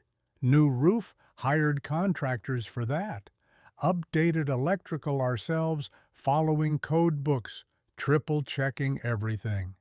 New windows, double pane stopped the drafts. Kitchen made safe, new wiring, functional appliances. Bathroom fixtures replaced, no more groaning pipes. Emily got her own room. Painted yellow window seat overlooking the fields, decorated with her drawings of chickens and cats and tractors. She ran through the house laughing when we finished. First time I'd heard her laugh without guardedness. Watching her feel safe, feel happy, I understood what Catherine had tried to teach me. Sometimes you spend money to build life worth living. Hard lesson. Necessary. Financial position. End of 92. 840 acres combined. Land values recovered to $1,200 per acre. Net worth approximately $1 million after remaining debt. Annual profit $150,000 from combined operations. Age 37. David 39. Emily 4. May 1993. A young woman appeared at my door. Age 19. White female. Fresh bruise on her cheekbone, turning purple-yellow. Clothes, dirty hair, unwashed. Fear in her eyes. I recognized instantly. Same fear I'd carried at 18. I'm looking for work. Any kind. I'll do anything. I saw myself standing on Catherine's porch. Saw desperation, quiet determination, need to prove worth. What's your name? Amanda Thompson. What's your story? She stopped, jaw tight. Couldn't finish. Got out 2 months ago. Boyfriend. Been sleeping in my car. Pause. Breathing. Need steady work. Need to build something. $40 a week. Room in the bunkhouse. 3 meals. In exchange, you work hard, learn farming, save your money. Deal. Relief crashed across her face like a wave breaking. Deal. Thank you. Thank you so much. Don't thank me yet. Work's hard. Hours are long. But if you stick it out, I'll teach you everything I know. Amanda stayed. Learned fast. Worked harder than the seasonal men I hired. Reminded me of myself at that age. Hungry to prove worth. Terrified of being sent away. I taught her farming, planting, and cultivation and harvest techniques. Taught her mechanics how to maintain equipment. diagnose problems, rebuild systems. Taught her bookkeeping, track expenses, project income, understand profit margins. Most important, taught her what Catherine had taught me. No man decides your worth, Amanda. You do.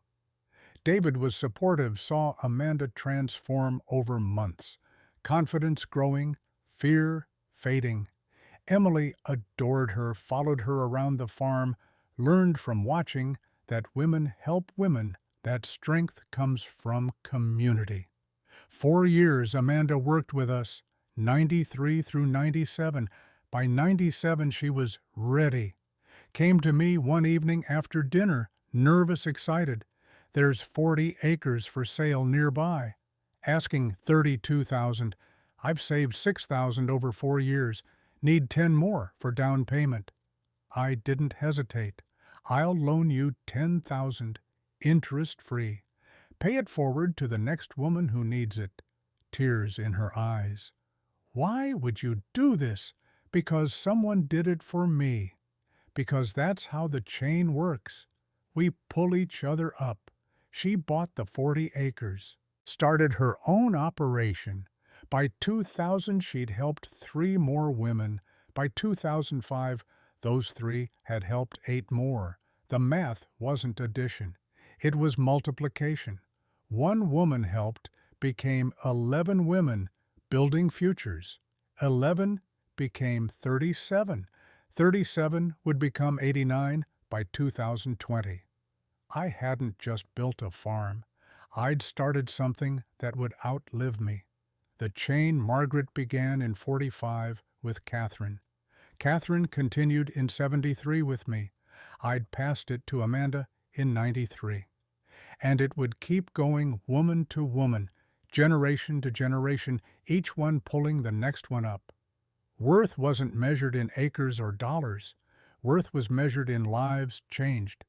In women who learned they were strong enough to stand alone, smart enough to build, brave enough to choose themselves first.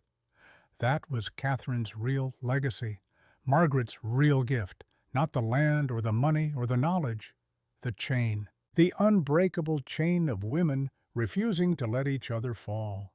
By 1998, I owned 900 acres, net worth $2 million. Amanda owned 40 and growing. 3 other women were working toward their own land purchases, learning from both of us, building their own futures. I was 43 years old. Emily was 10 already, driving tractors, already learning to farm.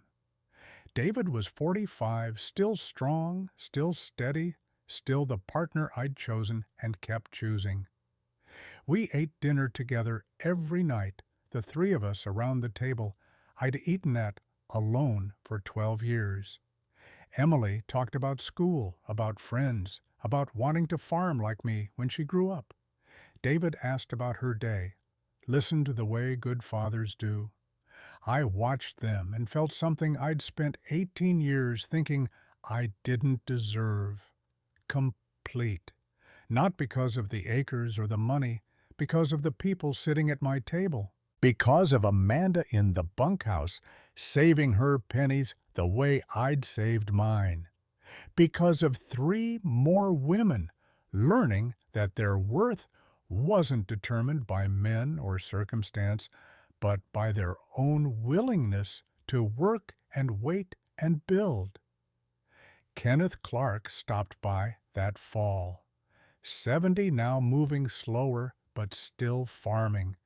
Stood in my workshop watching me rebuild a hydraulic pump, same workshop where Catherine had taught me 19 years ago.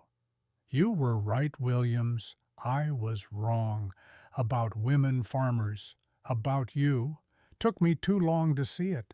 I didn't stop working, didn't look up. What changed your mind? Watched you survive the crisis when bigger operations failed. Watched you help Amanda when everyone else would have sent her away. Watched you build something that matters. He paused. My daughter Beth wants to learn farming. Asked if you'd teach her. I looked up then. How old is she? 22. college-educated, came back saying she wants to farm. I told her she's crazy. She said if Jennifer Williams can do it alone, she can learn. I smiled. Send her over. We'll start next week. Beth became the fifth woman I trained. By 2003, she owned 80 acres. By 2010, she'd helped 6 more women get started. The exponential growth was staggering. I'd helped 23 women directly between '93 and 2005. Those 23 had helped 34 more.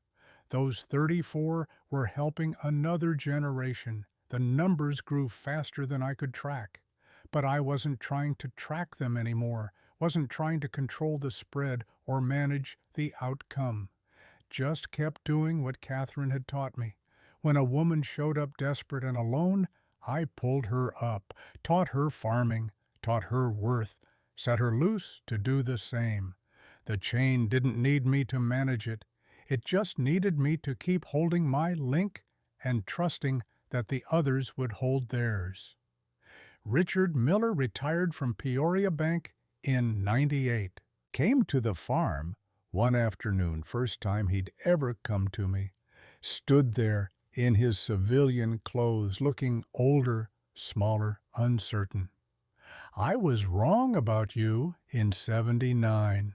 Wrong about women in farming. Wrong about a lot of things. Yes, you were. He flinched, but held his ground. For what it's worth, you've built something remarkable. I tell my successor to give women fair chance now. Because of you. Worth matters less than what you do next. Make sure he listens. We didn't become friends. But the anger I'd carried for 19 years, the rage at being dismissed and doubted and told to come back with a husband, it faded. He'd been wrong and learned. That was enough. 2000 came.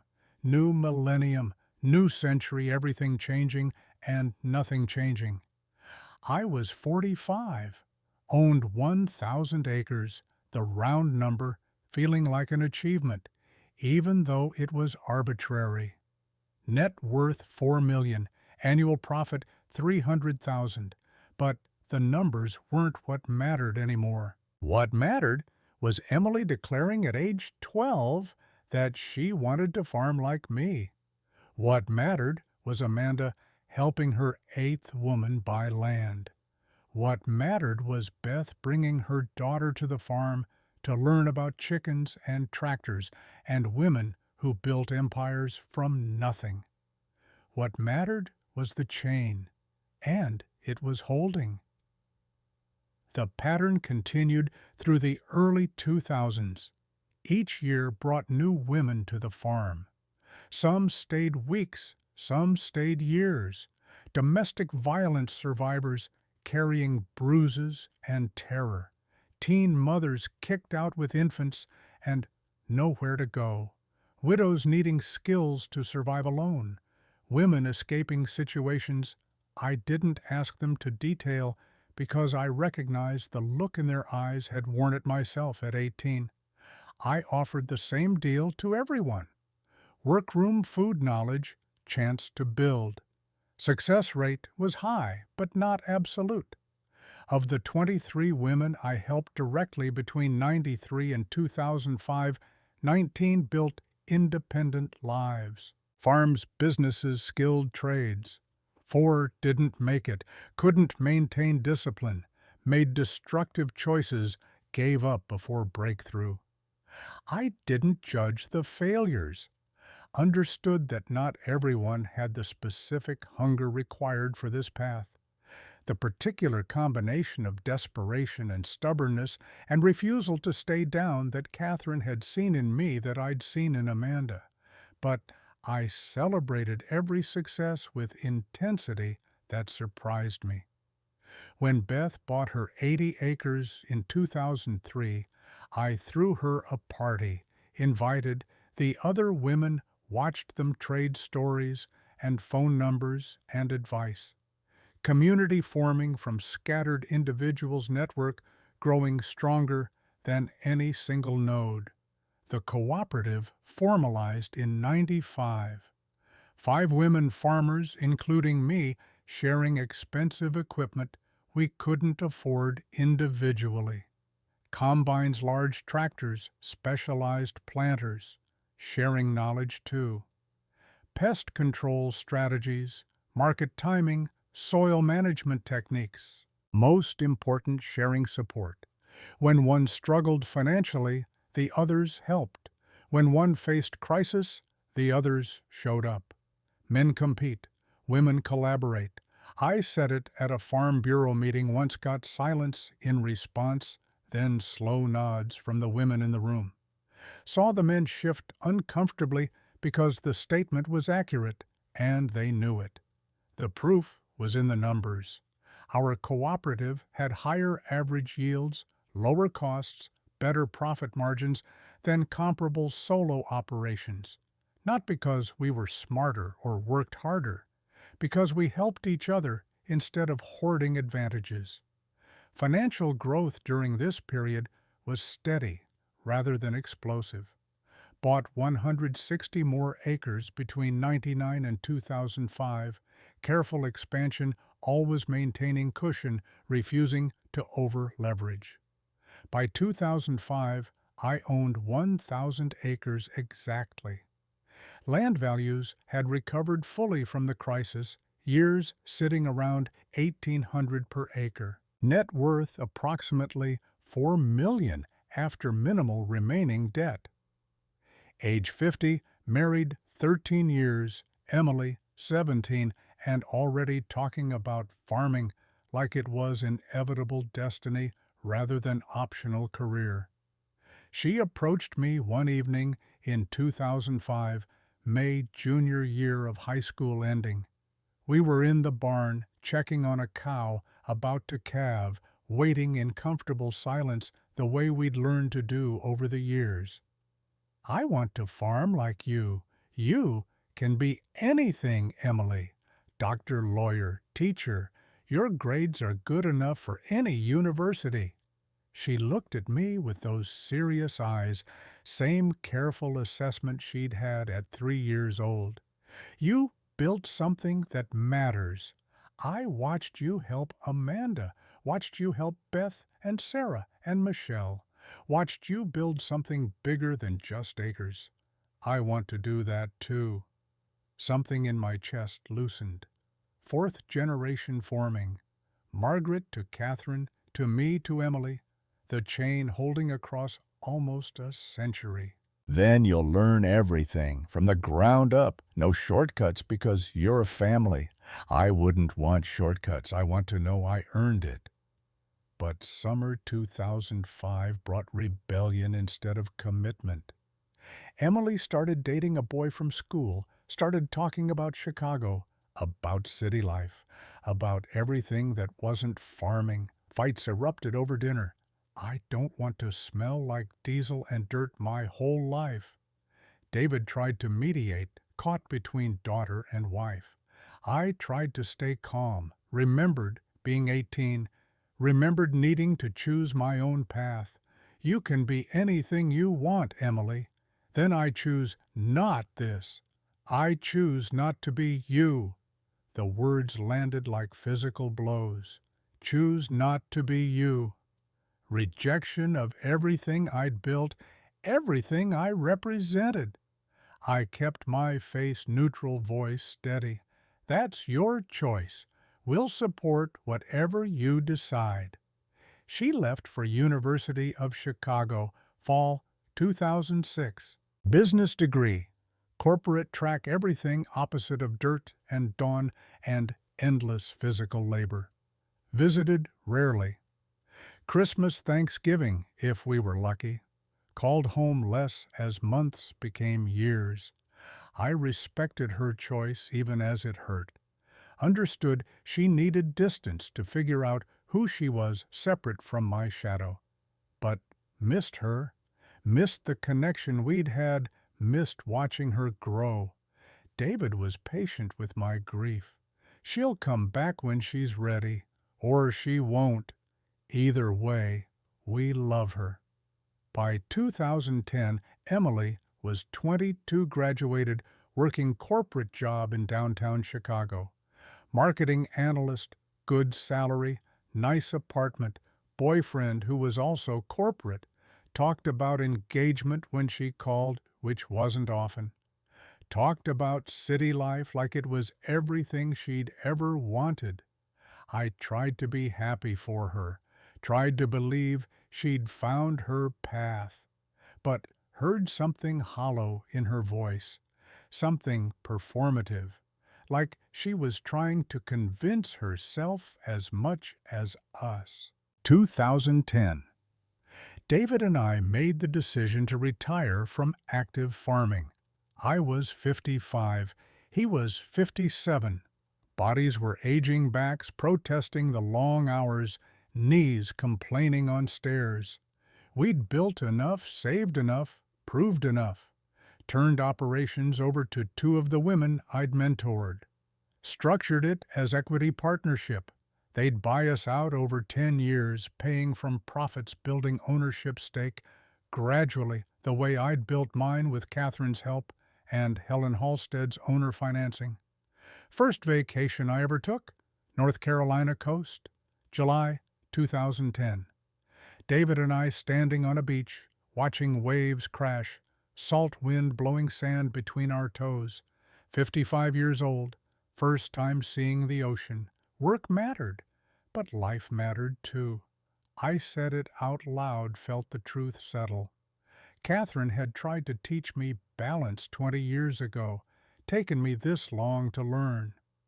The Oliver went into semi-retirement with us. Still fired it up once a month, ran it for an hour, checked all systems, maintained it religiously.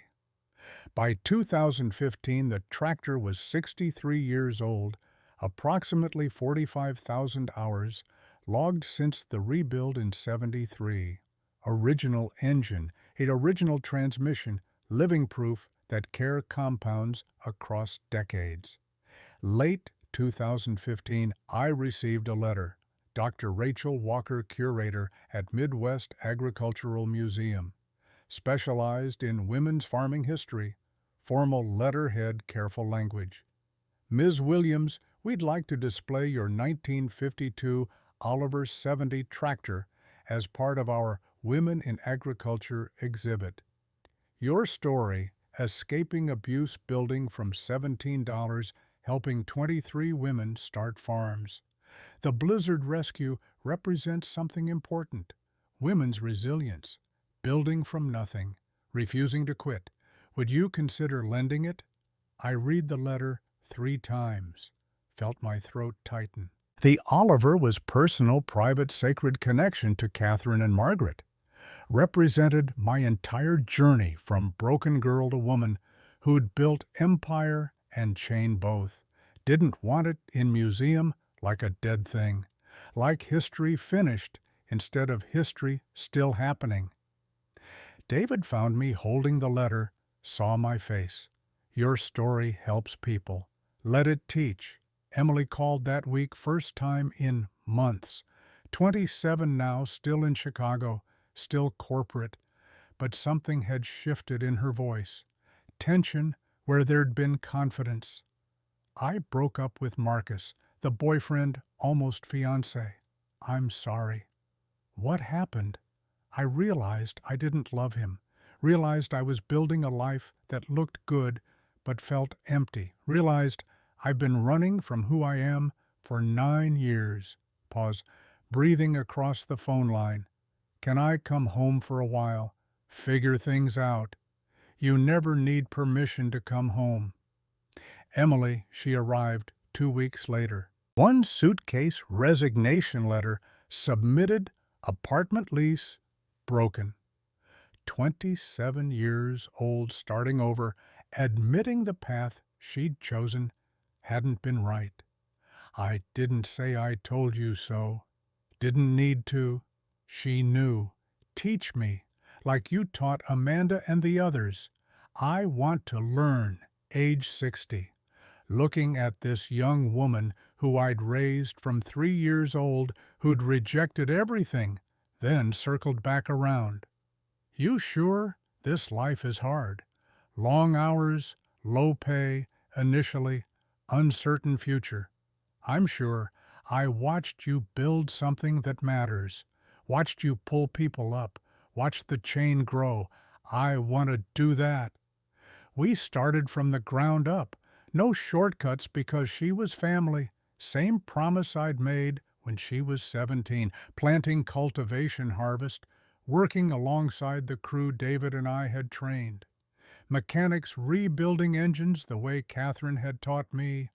Bookkeeping tracking every dollar the way Mrs. Peterson had shown me in 73. Emily was hungry in the way I recognized, not performing anymore, not trying to prove anything to anyone except herself.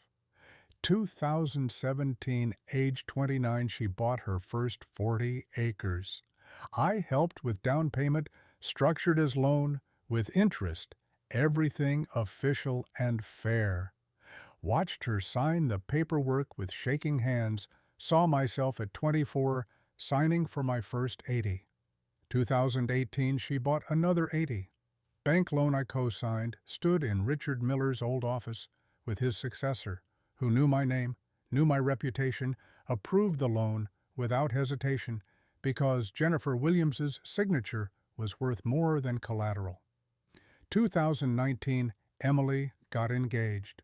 Mark Anderson, another young farmer, progressive values good man, who saw her strength and loved it instead of fearing it. They married that fall small ceremony family and the women from the cooperative. I watched her stand there in Catherine's ring that I'd worn for 27 years, that Catherine had worn for decades before feeling the chain strengthen with another link. Early 2020, Emily announced she was pregnant. 32 years old, owned 120 acres, with Mark Farming successfully building the life she'd run, from then chosen deliberately. We're naming her Margaret Catherine, after your grandmother and Catherine Morrison, the women who started this. I couldn't speak, just held her and felt time collapse. Margaret, who'd saved me as a child. Catherine, who'd saved me at 18, me saving Amanda and 22 others. Them saving 34 more. Those 34 saving another 32. 89 women total, each one carrying the chain forward. And now Emily, bringing the 5th generation.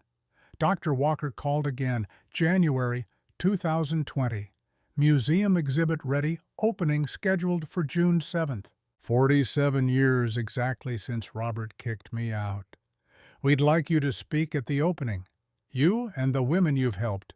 Make it a celebration of what you've built. How many women are we talking about? She consulted notes. By our count, 89 women whose lives changed directly because of you and the chain you started, plus their families. We expect 250 people. I agreed this time, understood that the story was bigger than my privacy, that sharing it might pull up women I'd never meet, might strengthen links in chains I'd never see. But first came February 1996, the blizzard, the test that proved everything. I'm writing this out of order because time isn't linear when you're looking back. Events layer over each other, past and present, colliding.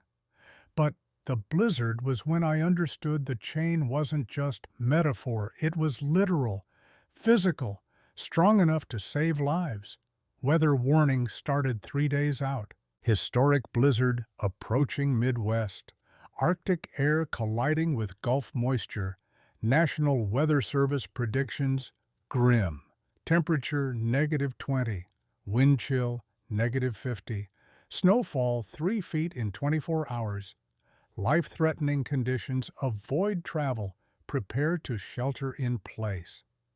I spent 2 days preparing, stocked food for 20 people, canned goods, and flour, and rice, and coffee.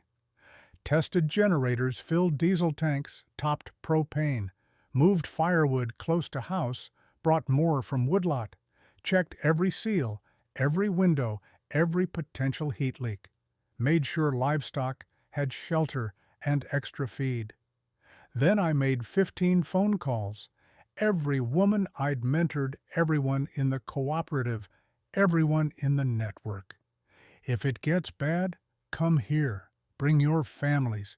Bring anyone alone who needs shelter. David questioned it, practical concern in his voice. We don't have room for, we make room. That's what we do. That's what Catherine did for me. Something in my face stopped his argument. He helped move furniture, set up cots, prepare for arrivals. They came the day before the storm hit.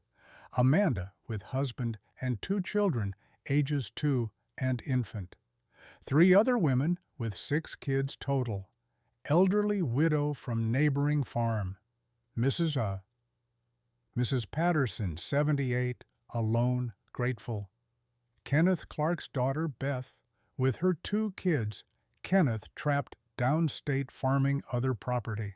More families as word spread through the network. Williams Farm is sheltering. 18 adults, 12 children. 30 people crammed into farmhouse built for family of 4. 4 dogs, including one named Oliver, after the tractor. Chaos, noise, fear barely controlled. Storm hit midnight, February 15th. Temperature dropped from 20 to -10 in 1 hour. Wind hit the house like artillery, sustained 50-mile-per-hour gusts. Snow fell so thick you couldn't see 3 feet beyond windows. Glass rattled house, shook children, crying mothers, soothing. Power went out county-wide within 2 hours. Midnight to 2 a.m. lights dying across the grid. My generator kicked in automatically. Lights flickered back, collective exhale. Refrigerator stayed cold, water pump, worked wood stove, radiated heat. Every preparation I'd made proved necessary. Outside was death. Inside was life. That simple, that stark. Morning came, day 1, February 16th. Sun rose on white wasteland. Snow still falling. Temperature -20, wind chill -45. Needed supplies from barn feed for livestock. More firewood situation becoming critical. I'll get it, David's voice firm. Not alone. Too dangerous. The Oliver can do it. I bundled up. Insulated coveralls, boots, face mask, goggles. Walked to machine shed through waist-deep drifts. 100 yards took 20 minutes. Legs burning, lungs screaming in the cold. Opened the shed door, saw the Oliver sitting there. 44 years old, -20 degrees, moment of doubt. Will it start in this cold? Climbed into seat, turned key, starter engaged. Engine turned over on 3rd revolution. Fired, smoothed out. Idle perfect. Oil pressure climbed to 40 despite cold. That tractor never quits. Drove through 3-foot drifts, pulling wagon. Loaded hay bales, feed, bags, firewood. 3 trips over 4 hours. Fingers numb, face frost-bitten. But everyone had supplies. The Oliver saved lives that day. Proved that machines built right and maintained properly don't care about weather or age or how impossible the situation looks. They just work. Adults took shifts, sleeping 4-hour rotations. Fed 30 people in waves, breakfast, lunch, dinner. Children played cards and board games, told stories, built blanket forts. Adults shared their own stories, quietly building community in crisis.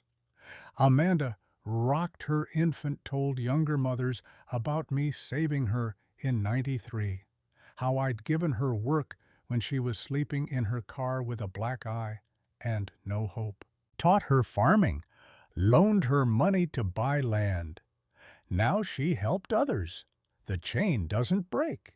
It multiplies, her voice carrying through the room. Other women nodding, adding their stories. Beth talking about how I'd taught her when Kenneth had said women couldn't farm. Sarah describing the loan that had started her operation. Michelle explaining how she'd learned from Sarah, who'd learned from me. Chain made visible in the cramped farmhouse while death waited outside. Day 2, February 17th. County Sheriff managed to reach us on snowmobile. Bill Thompson, 60 weathered face-kind eyes. Checked every person counted, confirmed everyone alive.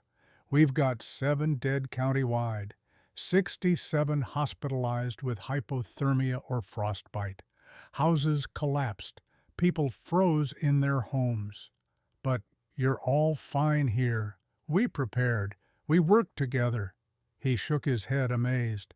William's place is a shelter. I'm spreading word on radio. 3 more families arrived over the next day. Young couple with newborn car broke down, walked 2 miles through the storm. Elderly man whose heat went out, pipes burst. Single mother with 3 kids, roof collapsed. 9 more people. 39 total by the time the storm broke.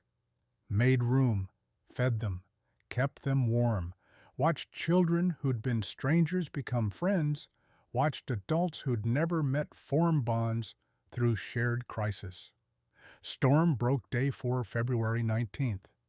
Wind died, snow stopped, sun emerged.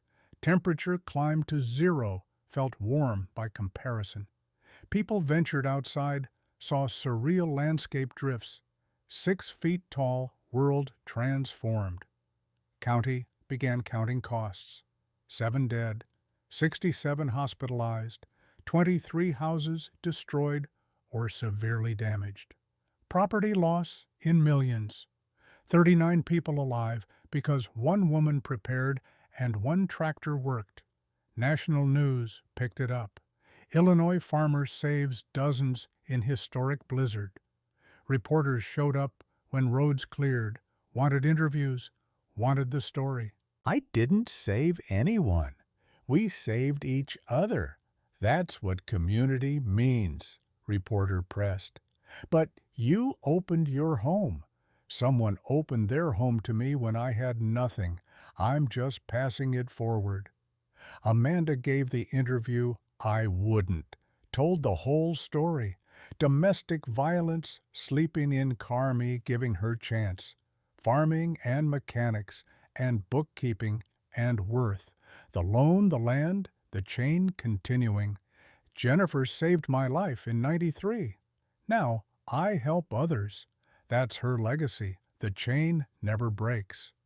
Reporter asked the question, how many women have you helped directly? Ms. Williams, 23. And how many have they helped? Amanda answered before I could. Last count, 34 more.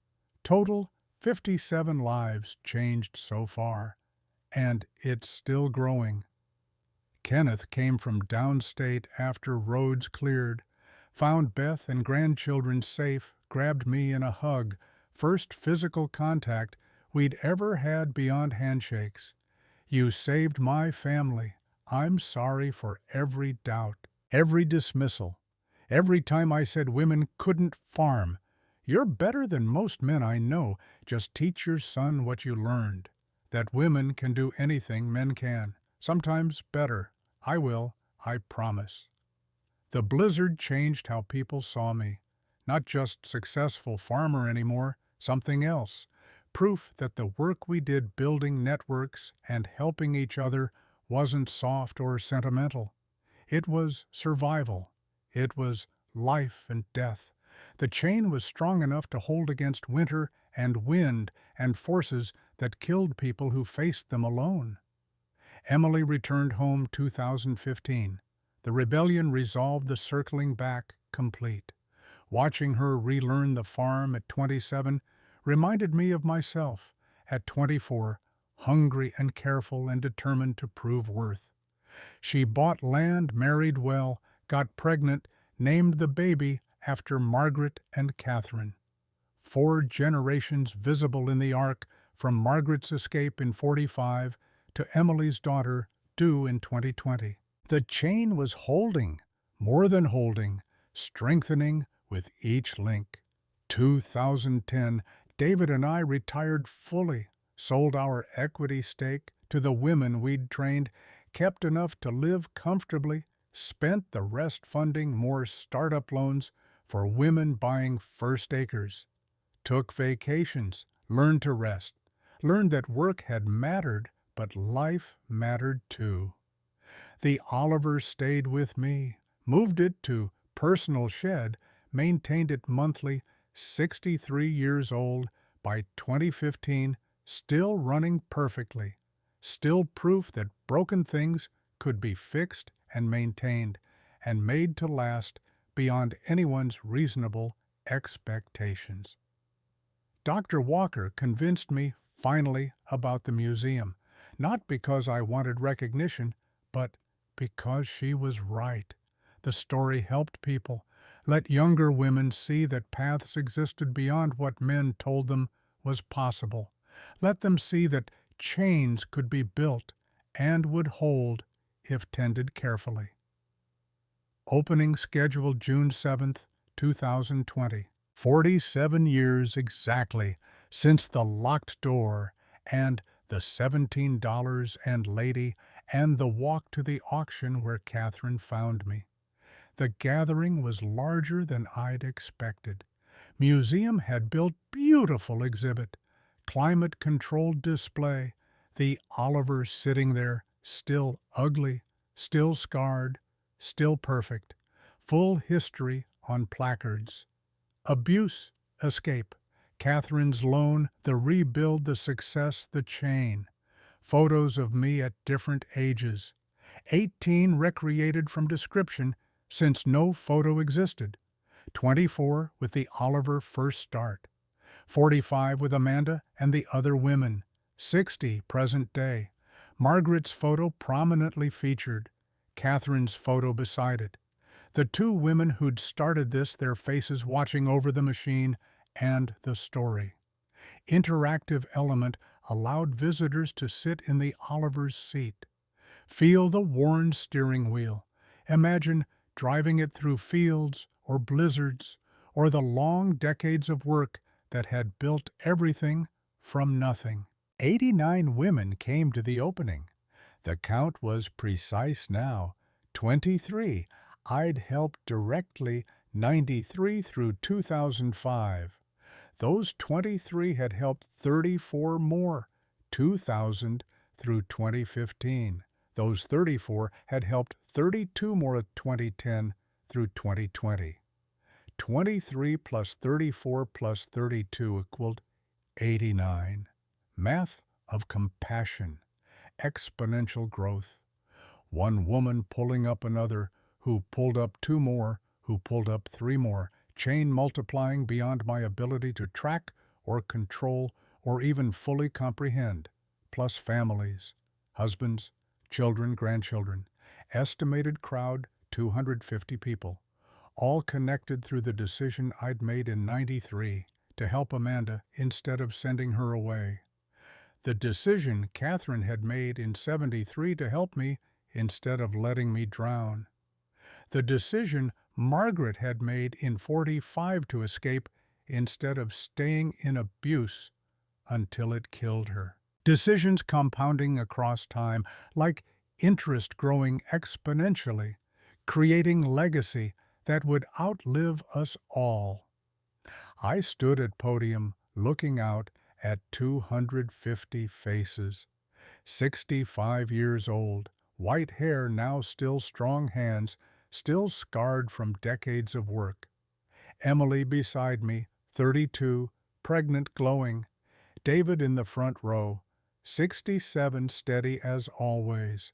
Amanda, front row too, 46, successful farmer, 3 children, 8 women, helped. 47 years ago today, my father locked me out of my childhood home with $17 and a dog named Lady. I was 18 years old, white female, alone in rural Illinois. That combination should have been a death sentence. Paused. Let the weight settle. I met Catherine Morrison at an auction. She'd promised my grandmother Margaret to watch out for me. Catherine loaned me money to buy this tractor, taught me farming, taught me mechanics. Most important, taught me I mattered. Touched the Oliver's fender, cold metal, familiar as my own skin. This tractor never quit on me. Catherine never quit. Margaret never quit. So I didn't quit. Another pause. Saw women crying already. Knew what was coming would break them further. When you have nothing, maintain one thing perfectly. For me, it was the Oliver. When you have something, pull another woman up. That's the chain. Looked directly at the crowd, made eye contact. How often do we underestimate what broken things can become if someone believes in them, machines or people? Doesn't matter. Same principle. Care compounds. Belief builds. What looks like scrap can become legacy if you're willing to do the work. Saw Amanda stand. Knew what she was going to say before she said it. May 1993. I showed up at Jennifer's door with a black eye, sleeping in my car, no hope. She gave me work, taught me farming, loaned me $10,000 interest-free to buy my first 40 acres. Amanda's voice strong now. No trace of the broken girl from 27 years ago. She said, pay it forward to next woman who needs it. I've helped 3 women buy land. They've helped 8 more. Those 8 are helping 11 more right now. Looked at me. The chain doesn't break. It multiplies. Other women stood, one by one, testimonies flowing. Beth talking about learning after Kenneth said women couldn't farm. Sarah describing the loan. Michelle explaining the mechanics training. Jessica talking about the blizzard, how the Oliver had saved her children. Each story building on the last chain, made audible, visible, undeniable. Standing ovation lasted 10 minutes. Everyone crying. Me most of all, not from sadness, from completion, from seeing what I'd built, made manifest in faces and voices and lives, lived differently because of choices made decades ago. Emily brought baby Margaret forward, 4 months old, born early February, blonde hair, blue eyes, everything ahead of her. I lifted my great-granddaughter, walked to the Oliver, placed her in the seat. Small now. Someday would fit perfectly. This tractor saved my life when I had nothing. Your great-great-great-grandmother Margaret told me I was worth something.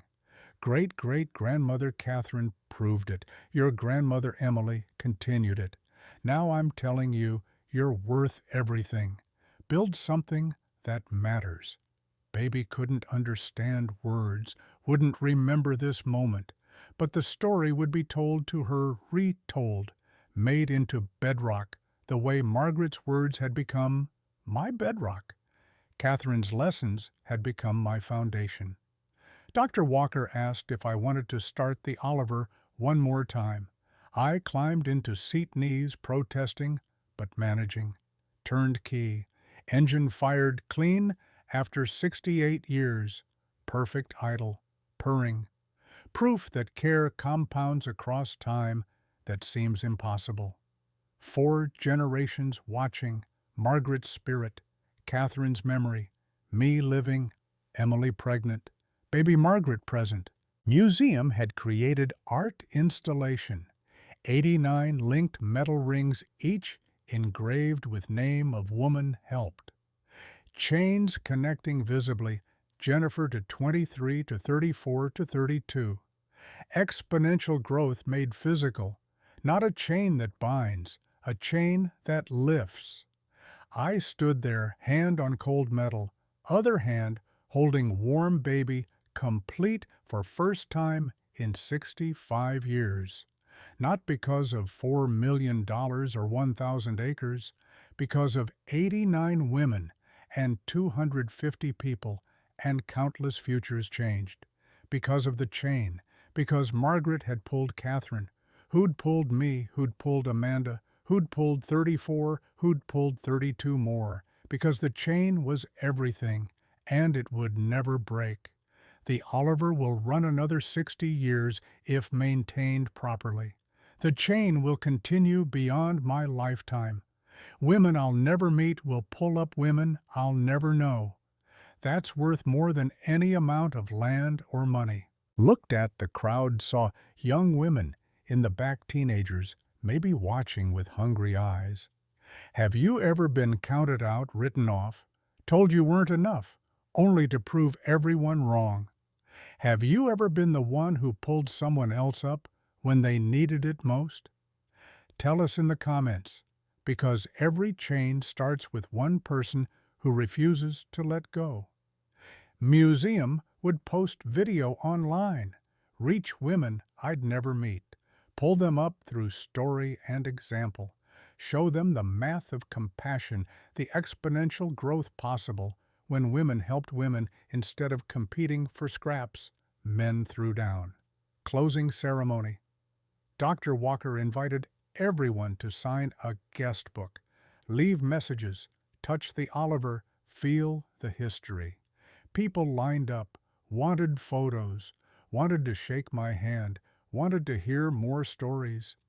Kenneth approached slowly, 85 now, wheelchair-bound, Beth pushing, reached for my hand, gripped it tight. Thank you for proving me wrong. Thank you for saving my daughter's life in the blizzard.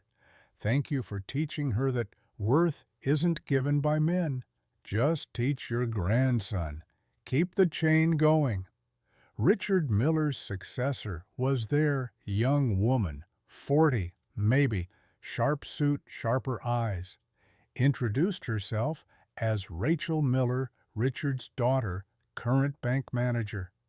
My father told me about you before he died, said you taught him that women were just as capable as men, maybe more so, said he was wrong to doubt you, asked me to make sure we never made that mistake again.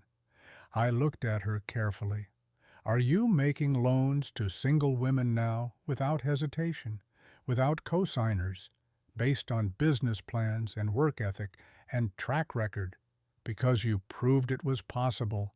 That's the real legacy. Not what I built, but what you're building because you saw it could be done. The exhibit would run 6 months, then travel to other museums, Chicago, Des Moines, Kansas City. Story spreading beyond Illinois, beyond Midwest, reaching women who needed to see that paths existed, that chains could be built, that broken things could be fixed and made to last, and turned into legacy. Margaret had taught me to stand. Catherine had taught me to build. I'd taught others to rise. Emily would teach the next generation. Baby Margaret Catherine would teach the one after that. 5 generations from Margaret's escape in 45 to baby born in 2020. 75 years of women refusing to stay down, refusing to accept what men said was possible, refusing to break under weight that would have crushed them if they'd faced it alone. But they hadn't faced it alone. That was the point. The chain meant no one faced anything alone if they were willing to reach up and grab the hand extended down. I looked at the 89 women in that room, saw their strength, saw their scars, saw their children who'd grown up watching mothers who owned land and made decisions and answered to no one but themselves and each other, saw the future. It looked like 89 women becoming 150, becoming 300, becoming numbers too large to track impossible to ignore. It looked like the chain holding across time and distance and every force that tried to break it. It looked like legacy, real legacy, the kind that lived in people instead of monuments, the kind that grew instead of decaying, the kind that pulled up instead of pushing down. We don't break. I said it to the room, final words of the ceremony. We bend, we rebuild, we pull each other up, always. That's the chain, and it will never ever break. Standing ovation again, longer this time, not ending people not wanting to leave, wanting to stay in this moment where the chain was visible and strong and undeniable. Finally, it ended. People dispersed slowly, reluctantly. I stayed with the Oliver hand on the fender, feeling the decades of work and care and belief that had turned scrap into legacy. Emily found me there, baby in her arms. Thank you for not giving up on me when I ran. Thank you for coming back when you were ready. She leaned against me, 3 generations in contact. 4, if you counted the baby. I'm going to teach her everything. Farming and mechanics and worth and the chain, just like you taught me, just like Catherine taught me, just like Margaret taught her. That's how it works. We stood there in the museum, surrounded by photos and placards, and the tractor that had saved my life 47 years ago. Stood there and felt time collapse. Margaret and Catherine present in memory, Amanda and the others present in flesh. Emily present in continuation, baby Margaret present in promise. The chain was holding. It had held through abuse and poverty and locked doors, through crisis and blizzard and doubt, through rebellion and loss, and every force that should have broken it.